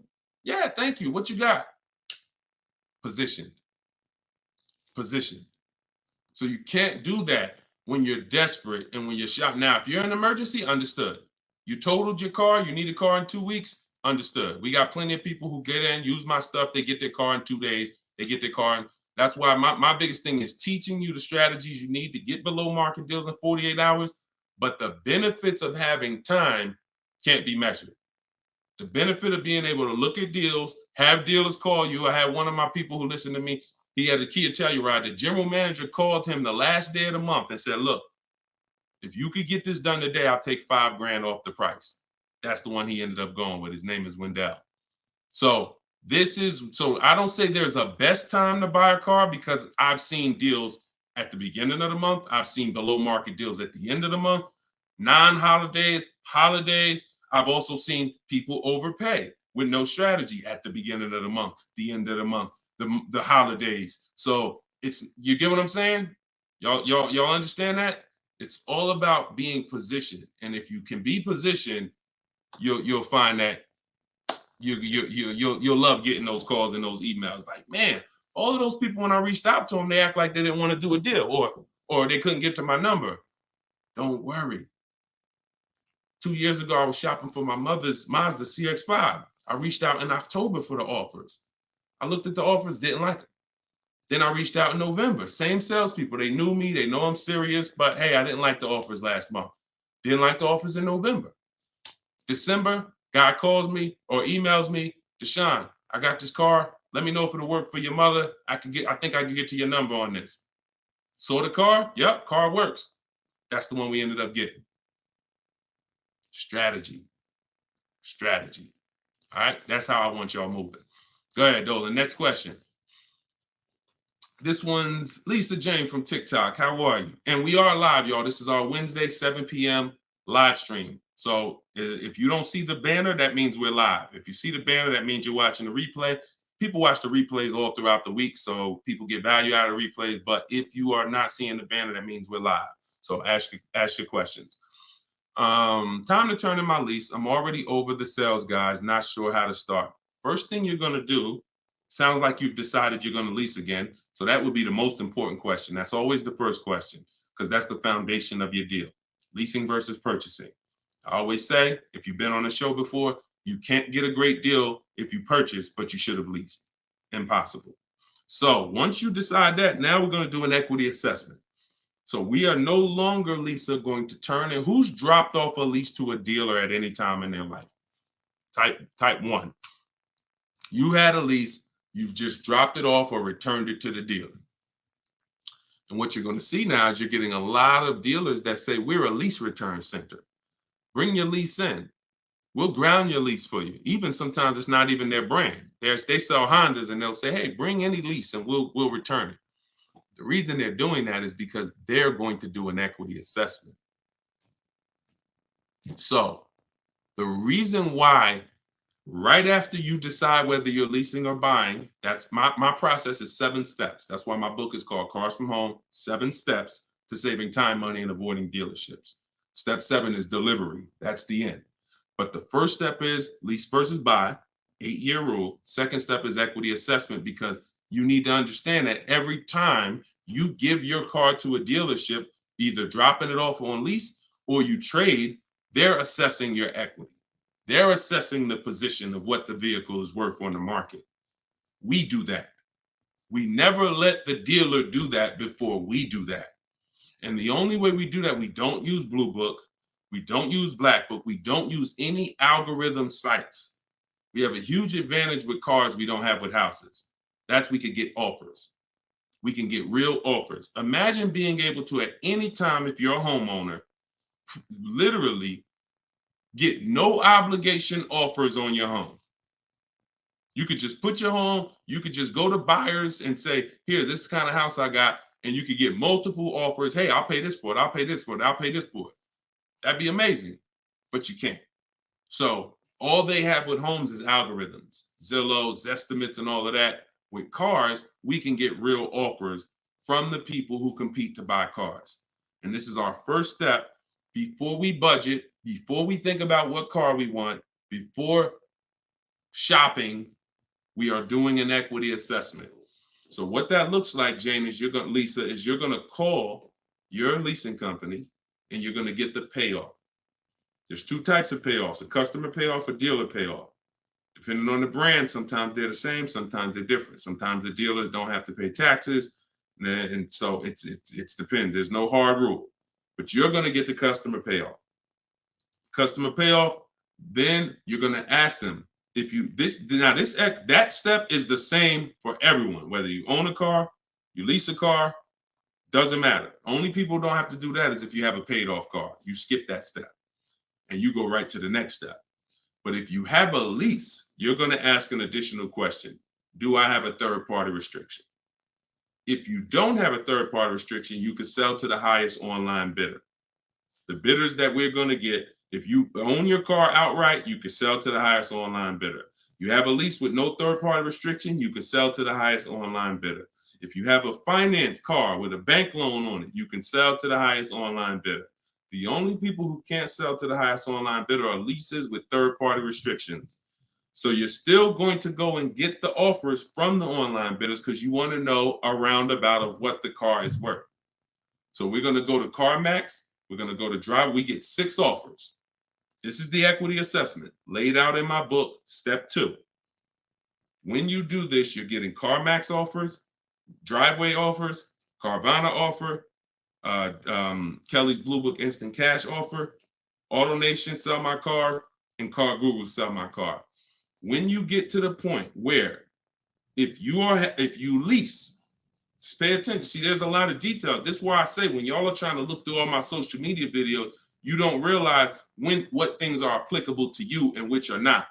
So I'm talking to 4 different types of people right now. People who, all of you should be doing an equity assessment. People who have a car that's owned outright.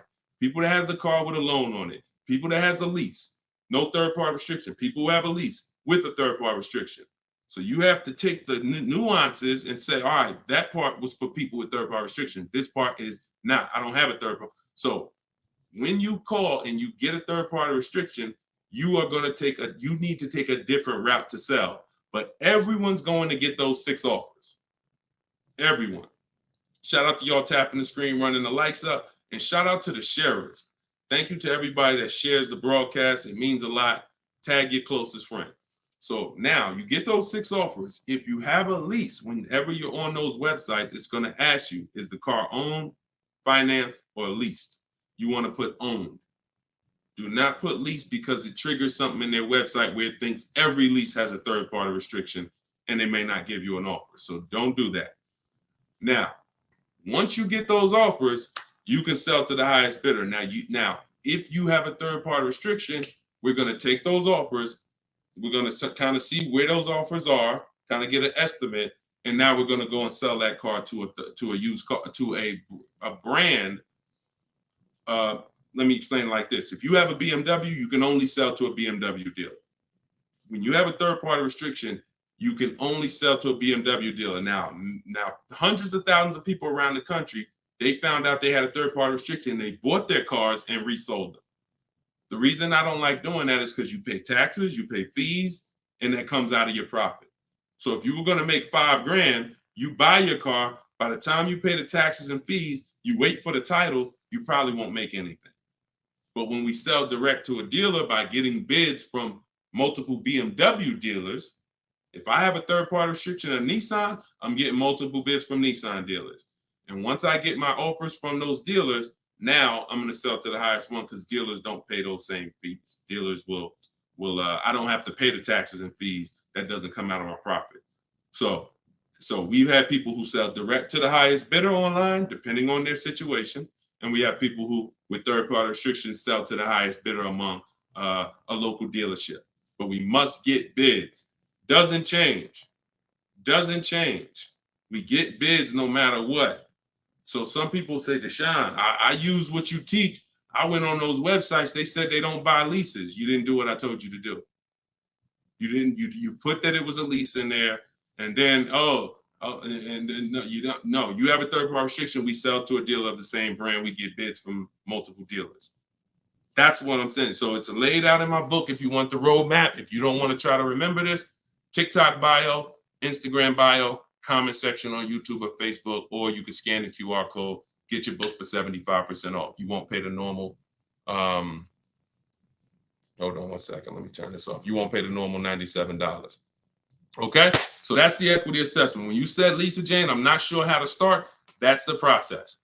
Because we never return a lease that has equity. We don't return a lease until we find out that there's no equity. If there's no equity, then we'll drop off the lease and we'll shop for our replacement vehicle. All right, good question. Go ahead, Dolan. Good evening. How do I narrow down the luxury brand of car desired after filling out the shopping sheet? I'm looking at cars. Once you fill out the sheet and you're looking at, you're talking about you're in the step 4 shopping. Val, you're trying to decide what you want.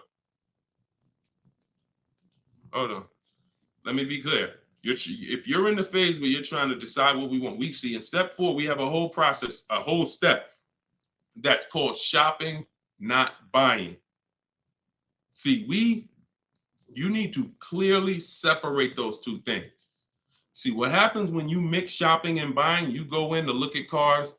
If you're looking for a new car or a lease, you go in, you're test driving cars, and then you sit down, you start talking numbers. You mix the two. Shopping is deciding what you want. That's going in test driving. That's taking the kids, making sure they have enough leg room. That's doing everything to make sure. Test driving, 15, 20-minute, nice test drive. All right, comparing the features, going to drive the Honda. Then I'm gonna drive the Kia. Then I'm gonna go drive everything I'm interested in. I'm not talking numbers with anybody. That is shopping. Once you have decided what you want, now we're coming home and all the purchasing is done from here.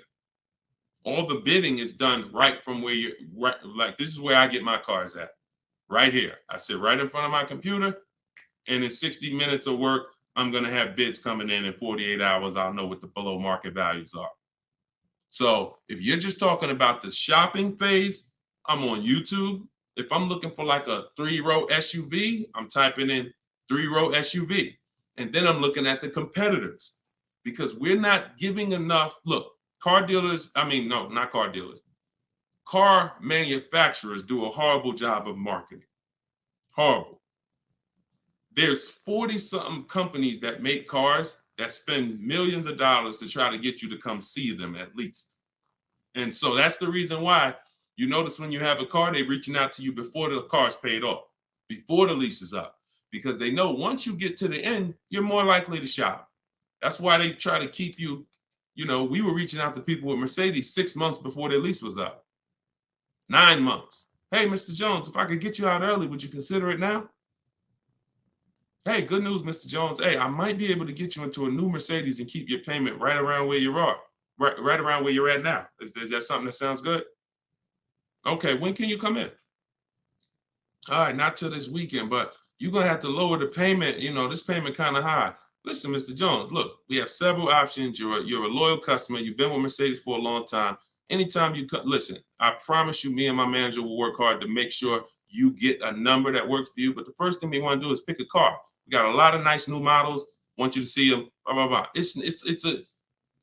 You got to understand, if we're pulling you out of the car early, we're trying to prevent you from shopping the market, because every couple of years, there's new product, new technology, new features. You want to see this stuff. You want to see these cars. And so that's when I'm telling you is you're about to spend 50 grand, 30 grand, 70 grand. Take the time and treat it like if you were going into the mall to spend that kind of money. If you were walking into the mall to spend that kind of money, how would you want to be treated? Would you ever rush yourself? Would you want anyone rushing you to make a decision when you're about to make a $70,000 decision? A lot of you are not test driving enough cars. Now, with a used car, you can't test drive it until right before you buy it. So because every used car drives different. But for those of you leasing and getting new cars, purchasing them, you should be test driving everything that's in the category of a car you want. Everything. Test driving and then narrowing it down. This is how people end up getting a car, and in 3 months they're like, hey, I don't really like the car. It's not as comfortable as I thought. You didn't test drive it. You did a short, quick test drive.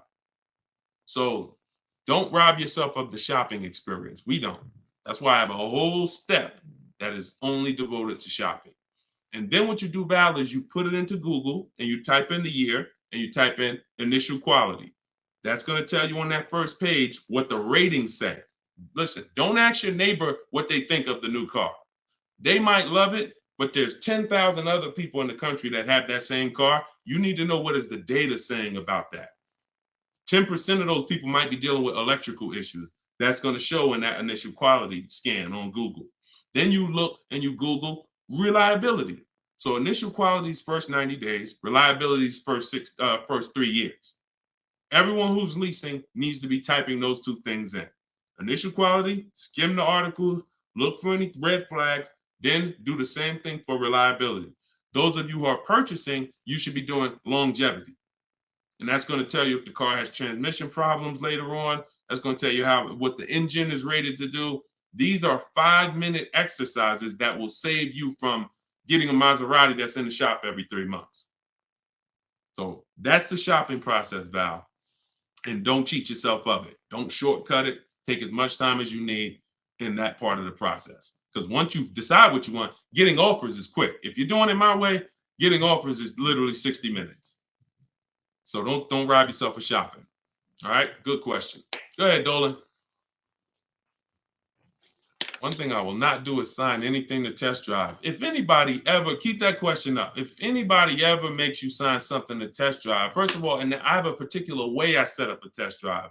In my book, I teach you how to call a dealer, ask for the most experienced salesperson, the guy everybody loves, the person everybody loves, and you set up the test drive with that person. You set up a random test drive or you walk into, you don't know who you're going to get. You might get Lou Ricardo. He only been there for 2 months. He made $10,000 last month. He hungry. He feeling like he could do no wrong. Even when he lies, he's not going to get caught. And that's the guy you're dealing with.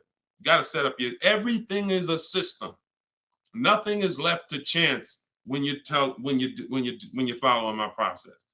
And no one who's experienced like that would ever require you to sign something before you test drive it. Driver's license, I have your information. I have your email. Okay, that's what we need. All this other stuff is just a trick to lock you in. It's ridiculous. Okay. All right.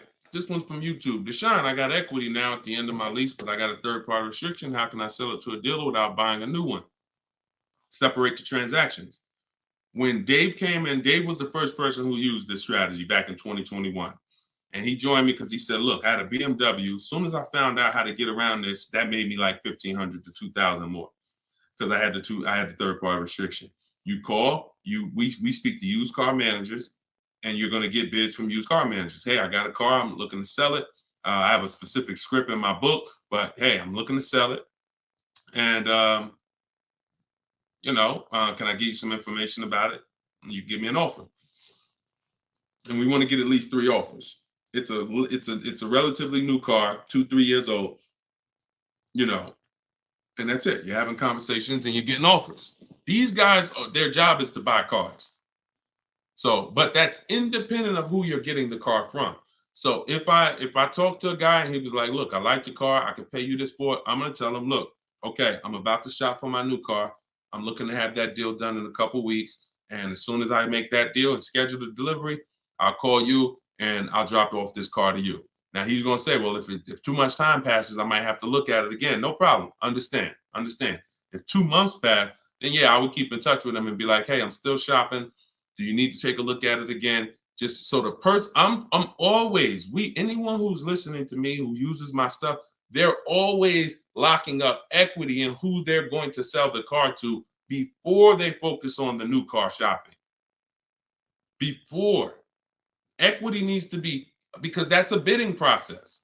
I've already gone through the bidding process. I know who I'm getting who I'm giving my old car to. Now I'm on to my next car. I'm on to the replacement car.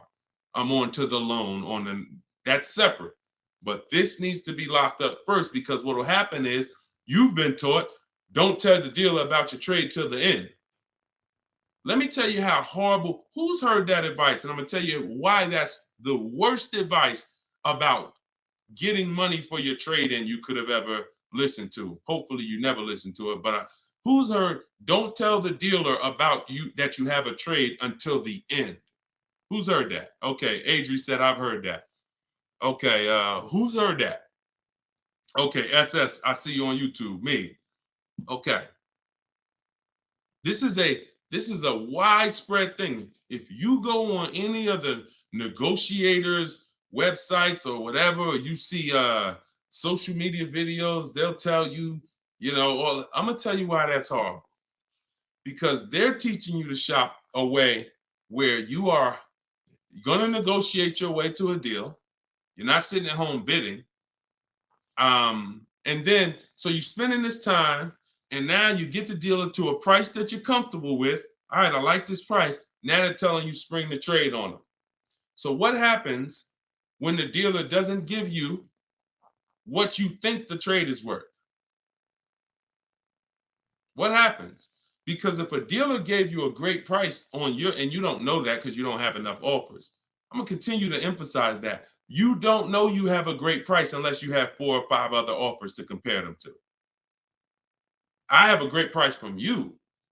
But so now dealer says, look, I know you think your car's worth 18, but I can only pay 16. That it's max is 16. Now you're like, all right, well, listen, I'm out. Okay. Who lost there? SS, I know you walk away. I know. You lost. You just sat there and negotiated hours only to get up and walk away with no car. See, I don't know about you guys, but I'm really interested in the people who your money's just as important as your time. Time is just as important as your money. No one's going to waste my time. And I want you to have strategies where no one can waste your time. Because while you're sitting there for 2 hours and getting up to walk away, the salesman's like, okay, listen, they don't know their car's not worth 16, but whatever. Somebody else is going to buy this car. So you're going to go and do that same thing again with some other dealer. 2 hours, 2 hours, 2 hours. And I think that I guess they just know that you're comfortable spending a whole lot of time car shopping. But you don't do that. The only time you're ever going to reveal that you have a car that you might bring to the transaction is when you know you already have offers. So I don't mind once a dealer wins the bid saying, well, look, I do have this old car. I already agreed to sell it to this dealer from Kelly's Blue Book Instant Cash Offer, but if you could match it or beat it, I'll give you the car. That's different because you're not going to stop my deal. When you do it like that, no one stops your deal. No, you know what? Hey, that dealer that's paying you that's a good offer. All right, no problem. I'm going to buy the car from you because you won the bid, and then I'm going to sell the car to them. And if by chance they say, you know what, that is a car I could, my used car manager says he can match that. Great, here you go. But this getting up and walking away, driving to a dealership only to find out I got to the dealership, they told me they had $4,000 in fees made up that they put. I just got up and walked away. You wasted 2 hours of your life that you can't get back, and you still need the car shop. So what you're going to find using what I teach, you'll never waste your time. You'll never waste your time. My time's just as important, man. I got 2 kids. I got a lovely wife. I want to spend time with them and people I love. not in car dealerships walking out. That's just me. If you like me, then we're gonna love working together. So go ahead, Dolan.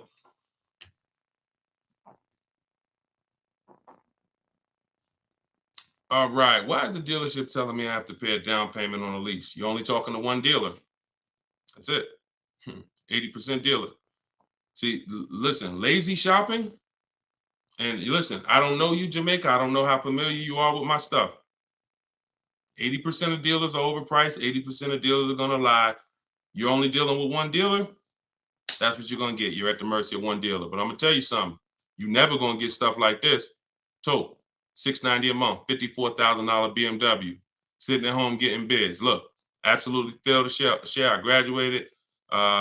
She joined my program back in 2020. Now, just so you know, I have a video program and coaching. It's the same. It's based on the book. It's 7 steps videos, 7 steps, 7 steps in the book.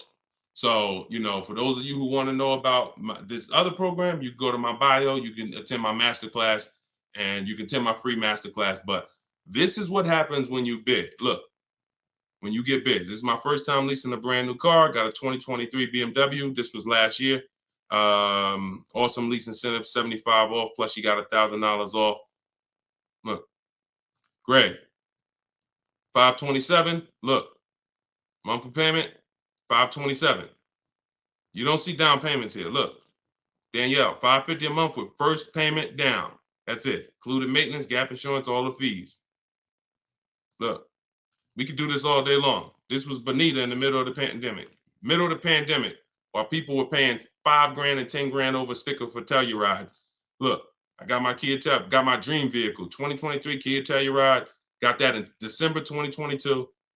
Bids, 600 down, 600 a month. That was a 1.25 lease. I remember when she got it. And I always show that because people were out there, oh, there's no deal. People have been saying that for years. People have been saying that to me for years. Deshaun, there's no deals out here. Somebody probably wrote that in the comments. I'm sure that's one of the questions. Sean, it seemed like it's no deals out here. Now listen, no strategy, no deals. Strategy, great deals. So one of the things we're never going to do is listen to what one dealer says. 5 dealers, 5 offers. You could do it your way, manually, or you could do it my way. It's up to you. But you get 5 offers because 4 are overpriced. That's the numbers.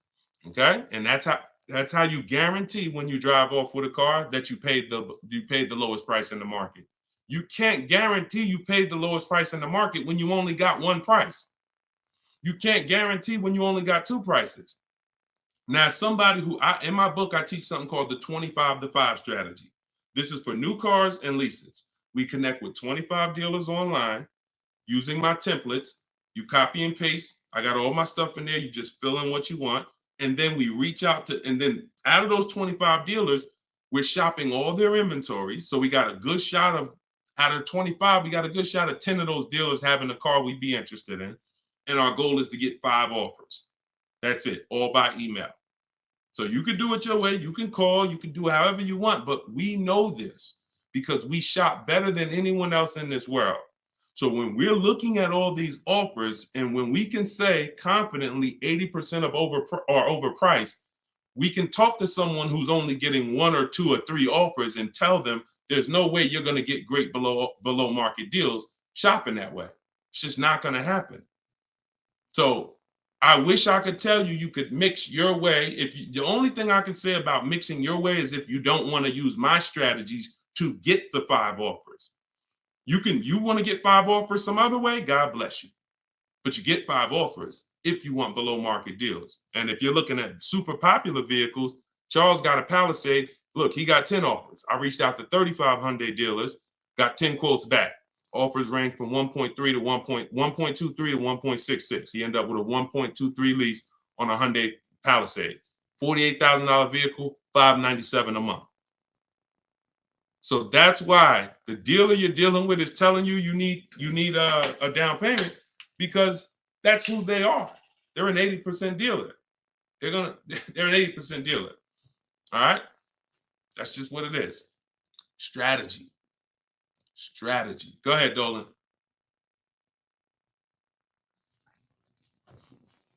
All right. TikTok. Miss Brooklyn. How much is a good price under MSRP? It's going to be different for each car. It's going to be different for each car. There's no way for you to know this. No way for you to know this. Look, Eddie got a Toyota. He got $2,086 under MSRP. You don't know what the bottom is without offers. Your way of shopping the old way, you're just feeling for the bottom. No way. And I'm showing you all of this so you know. Look, Kimberly got $20,000 off of Maserati a little while ago. $86,000, you see it right here, $86,000 MSRP. Their selling price to her was $66,261.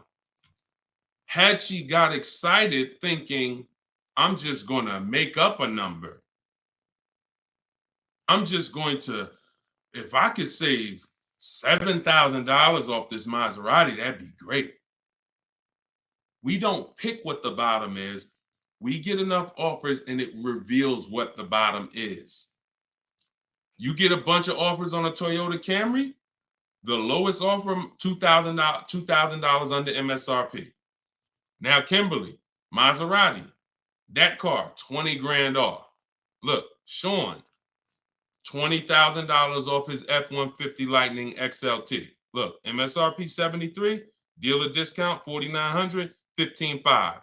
Now, just so y'all know, the 80% dealers are not even going to tell you there's a $15,500 rebate.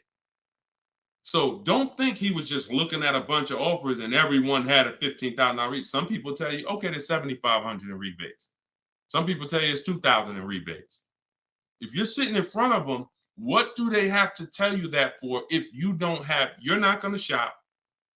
The statistics show, unfortunately, average people are going to shop 2 dealers. That's statistics. That's something that we're trained on. 2 dealers. So if you're going to shop 2 dealers and you're going to shop like the average person, why the heck am I going to tell you there's a $15,000 rebate on this vehicle when you're sitting in front of me and we just negotiate? That's what you're going to get. So it's no way for you to predict where the bottom is. Look, it's no way. Look, this is Tiffany. Tiffany sent me this the other day. She used my book. She got a $44,000 CX90 Mazda 2024, $6,530 off. Look, you see it up at the top. Believe we got a good deal from what we learned from the rest of the book. This is a bid. Now, I'm going to tell you, I don't care how big the discount is. If it's from one dealer, that's not enough. Because again, the discount could look amazing. Wow, 7 grand off, 10 grand off, 15 grand off. Until you get the 5 offers minimum, what if the max was 20 off? What if the max was 25 off? I told you, I sold a Maybach when I was working for Mercedes-Benz. They had a $20,000 rebate. If a person was getting bids for the Maybach, they would have saw that they could probably save 30, 40 grand off a Maybach at that time when they were running a $20,000 rebate. But if they came in and the dealer said, all right, look, I'll give you 15 grand off. If they thought, okay, that sounds good. So you don't get to pick where the bottom is. No one does. And if you try that, you're going to lose every time. And you're going to lose by not getting to the bottom and by wondering. See, that buyer's remorse, that's wondering. Was that really the bottom?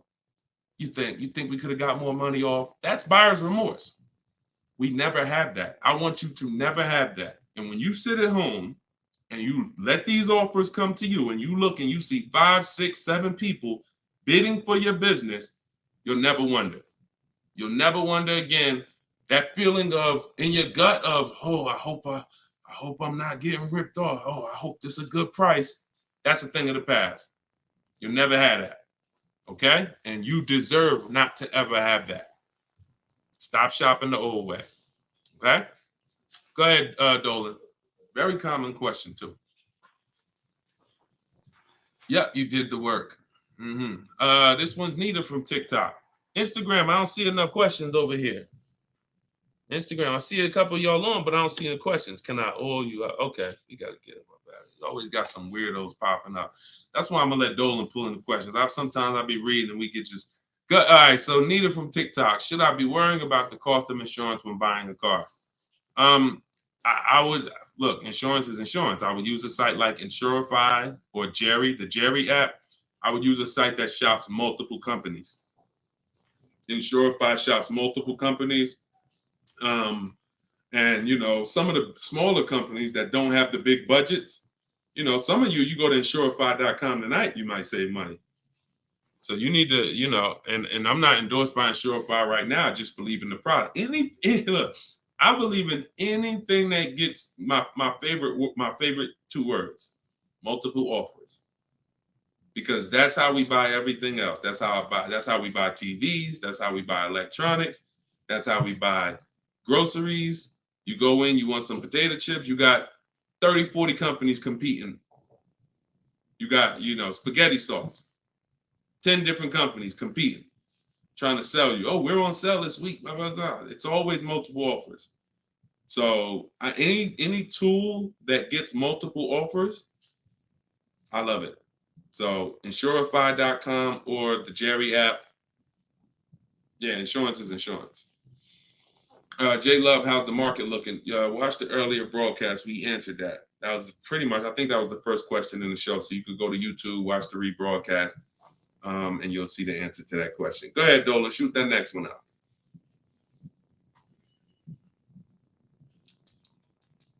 Okay, what is a third-party offers? What is a third-party restriction? Third-party restriction is a restriction in your lease contract that says you cannot sell direct to a used car buyer other than a dealership of the same brand. So we get bids from Carvana, CarMax, Driveway, Kelly's Blue Book Instant Cash Offer, Car Gurus, and AutoNation. 3 of those offers are from local dealers. 3 of those offers are from online car buyers. And they cut a check same day. Simple process. They compete. Third-party restriction means you can't sell direct to them. You would have to buy the car and resell it. We don't do that. We sell to a dealer of the same brand. We get bids from a dealer of the same brand. So that's what a third-party restriction is, and that's how we handle those. All right. Go ahead, Dolan. Everything I'm teaching for those who just came on is in my new digital book. It's called Car Shopping. Well, it used to be called Car Shopping for people that hate car shopping. Now it's just Cars from Home. 7 steps to saving time, money, and avoiding dealerships. So for those of you who want the same results that you're seeing from all these people, if you want those below market deals to be your below market deals, and you get the roadmap, you get the guide, it's a step-by-step blueprint. First step is, because many of you don't know the 7 steps. Those of you who have the book, you know it. First step is the most important question. How many years are you keeping the car? That's the 8-year rule. That's going to help you decide whether you need to buy or shop for a great lease deal. Second step is the equity assessment. Third step is deal structure, and it's deal-focused budgeting. We don't just budget. Budgeting is whatever it is, I'll just budget and I'll see what I could afford. No, we budget for a deal.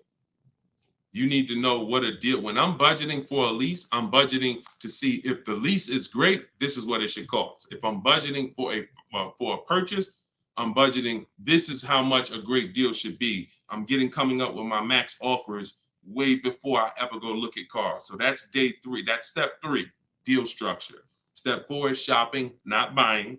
Step 5 is multiple offers. That's when we're in the market. Step 6 is paperwork and protection. Step 7 is delivery. 7-step process.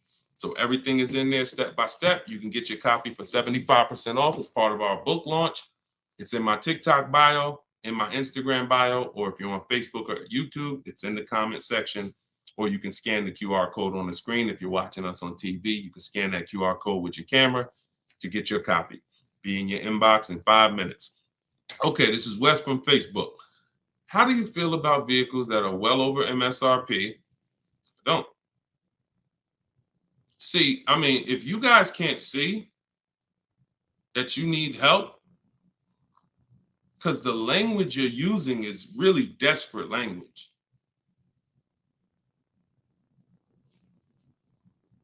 I really don't know, like, because here's the thing. You're walking into dealers because that's all you know to do, and you're saying that stuff. Vehicle I'm interested in selling almost 20 grand over MSRP. I remember when the new Broncos came out a couple years ago during the pandemic, and people were paying 10 grand, 20 grand over MSRP for them. And when our first person got a Bronco with no markups, everyone who paid 10, 20 grand, 5 grand, 2 grand over at that time, money's out the window dealing with 80% dealers. And then you go in and you say this stuff that just works against you. Oh man, yo, you go into another dealer. Hey, what's this? Oh, y'all got, how much y'all asking for this? Well, we're asking 10,000 over sticker.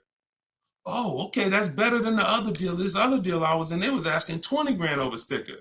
Negotiating against yourself. How you gonna turn around and ask me for money off when you just said that the price, because I'm 10 grand over, I'm good. Oh man, you only 5 grand over stickers. Man, you all right, this is good because the other one was 20 grand over sticker. Okay, so don't ask me nothing about my 5 at all. You interested? Because hey, yeah, let's talk. What's the payment like on this? All right, come on, have a seat here. This is you going out with the cleaver in your head. I don't know how else to tell you. Like, sometimes I'm nice. I'm a nice guy. I wouldn't be doing this if I wasn't a nice guy. This is what God put me here to do. But I'm telling you, you're sheep to slaughter. If you don't learn this strategy, you are a sheep to slaughter. And every single time you buy cars, you're overspending by, you go out right here. Now, if you get bids and you start to see, okay, man, I could get that car not only for this. We had somebody come on the show the other day and she said, man, I got a brand new 2024 BMW X4M, the M. And she said, I got the bids. I got 4 grand off and another 3,000 for my military. I saved 7 grand. Bids sitting at home. Some people going in the BMW dealers paying 5 grand over sticker for the brand new, newly designed 2024 M. So, any way I could get it, I'll break down the numbers and let you see. That sound like this guy and these people he's showing getting way different results than I'm getting. And sometimes I'm gonna just be straight up with you. You $24. I don't know. So go ahead. I don't know, because that's it. All I could do is just follow the show and listen to what we're talking about so you can understand. Go ahead. Go ahead, Dolan. You can't make people. It's crazy. Like, literally, you cannot make people. Like, I could sit on here, talk till I'm blue in the face, talk about the money, show the people. You can't make you. I can't make y'all. So only the minority of people who are like, yo, you know what? This dude, I've been public for 3 years. If what I was teaching wasn't working, if I was scamming, if people were getting my stuff, we wouldn't be 5-star reviews. We wouldn't have 2 million followers. It would have came out a long time ago. I've been doing free master classes for 3 years. This would have been out by now. So understand, I'm fighting for your money. I'm fighting to protect your money. And I never had a book for $24. The least expensive way to work with me before my book came out was $397. I'm gonna let that sink in. The least expensive way to work with me prior to my book coming out was $397. And people didn't bat an eye. Some of you have been in my master classes. You've been in my free master classes. You know, oh man, I can't work personally with Deshone. I can't get his step-by-step strategies until I invest in his program. All those people that y'all seeing been investing in my program since the pandemic. I never had something for $24 that you could get everything I teach. It took me everything because I priced the book at $97. I said, it's not fair. It's not fair that I'm going to help you save thousands and thousands of dollars and I'm charging the same price for daggone books that are talking about wizards and fairies. That's not fair. But, I got to be obedient. God told me to do this, I'm going to do it. I don't know how long I'm going to do it. But for now, You can get your book you can get your book for 75% off in my TikTok bio, in my Instagram bio, in the comment section, YouTube and Facebook. TikTok, is it better to get a car loan from a credit union? No, we use a process. Everything we do is bids. So if you're new to this, we use a process called the bank bidding war, where it's 3 rounds. So before we look for a car, if I'm looking at a Honda, first thing I'm going to do is see, does the Honda I'm looking for have any special interest rates? 0%, 0.99%, 1.99%. That's going to eliminate my needing to shop for any bank loans, because a special subvented interest rate is like a finance rebate. They're giving you rebates in the form of financing. So no one can compete with that. So once I do round 1, if there's no special interest rates, now we start getting our bids for the car. Or if I'm looking for a used car, we start, shopping the marketplaces, narrowing it down to the ones that are going to be the best value. And then once we see who wins the bid, we find our car, we lock up that car, and then we go and we start round 2 of the bank bidding war, which is going to be our credit union, our banks, online lenders, going online and letting everyone access our credit with a hard pull. Because if you do this right, this weighs on your credit just like one hard inquiry. So if one hard inquiry drops your score 10 points, you could have 20 hard inquiries in this 48-hour period, and it's going to drop at the same 10 points. So we do that, and whoever gets the best rate, whoever makes us the best offer from round 2, then we call the dealership and we give them an opportunity to beat it, and that's round 3. The dealers have 7, 10, 15 banks. Any of their banks can beat it. That's the bank bidding war. Everything we do is a bid. There's no price assurance shopping the old way. Not only are you overpaying, even if you get a good deal, you're going to question it because you don't have enough offers to compare it to. Once you have enough offers, I had 10 banks compete for my business. I know I got the best rate. We need to know. That's the name of the game. Price assurance, guarantees. These are words that you haven't had in your car buying experience. I'm guaranteeing. If I ask any of these people here that I showed you, Tiffany with the Mazda earlier, Sean with the $20,000 off his F-150, Charles with his Palisade lease. If I asked any of these people, if you said, hey, look, are you willing to bet me $500 that there was no better offer in the market that you could have got, they'll all take the bet. I'll take the bet. But if I asked you, and I took listen, what's the last car you bought? Okay, are you willing to bet $500 that there wasn't any lower offer in the market for that same car? Would you take the bet?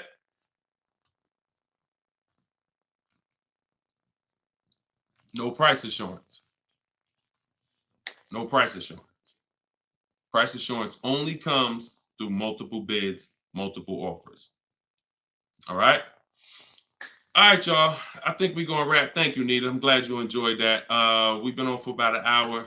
This is our 7 p.m. show. You may see the rebroadcast. We'll see the rebroadcast. You can invite your friends to the rebroadcast. We play them throughout the day on all our channels. Everything I'm teaching is out of my book. You guys know that. If you want to attend my free masterclass, we have a link in the comment section for you. It's called Everything You're Doing Wrong, Buying, Selling, and Leasing Cars. It's about an hour. So you could go there. Hold on. We're going to wrap, Dolan. Man, I'm tired. I'm tired, man. We'll wrap an hour and 2 minutes, man. Everybody can come back, join us on another live show because we got tons of questions. We could never get through all the questions. Once the stream starts heating up, we can't get through all the questions. So if you want to attend my free masterclass, it's a link in the comments, or if you're on Instagram, there's a link in my bio. You can attend. It's an hour long, and then we do Q&A after. And then if you, of course, want the book, you guys know where it's at in the comment section or in my bio. Other than that, I'll see you all on the next show. Shout out to everybody who joined, and it was good to see you all. All right, I'll see you all on the next stream. God bless you.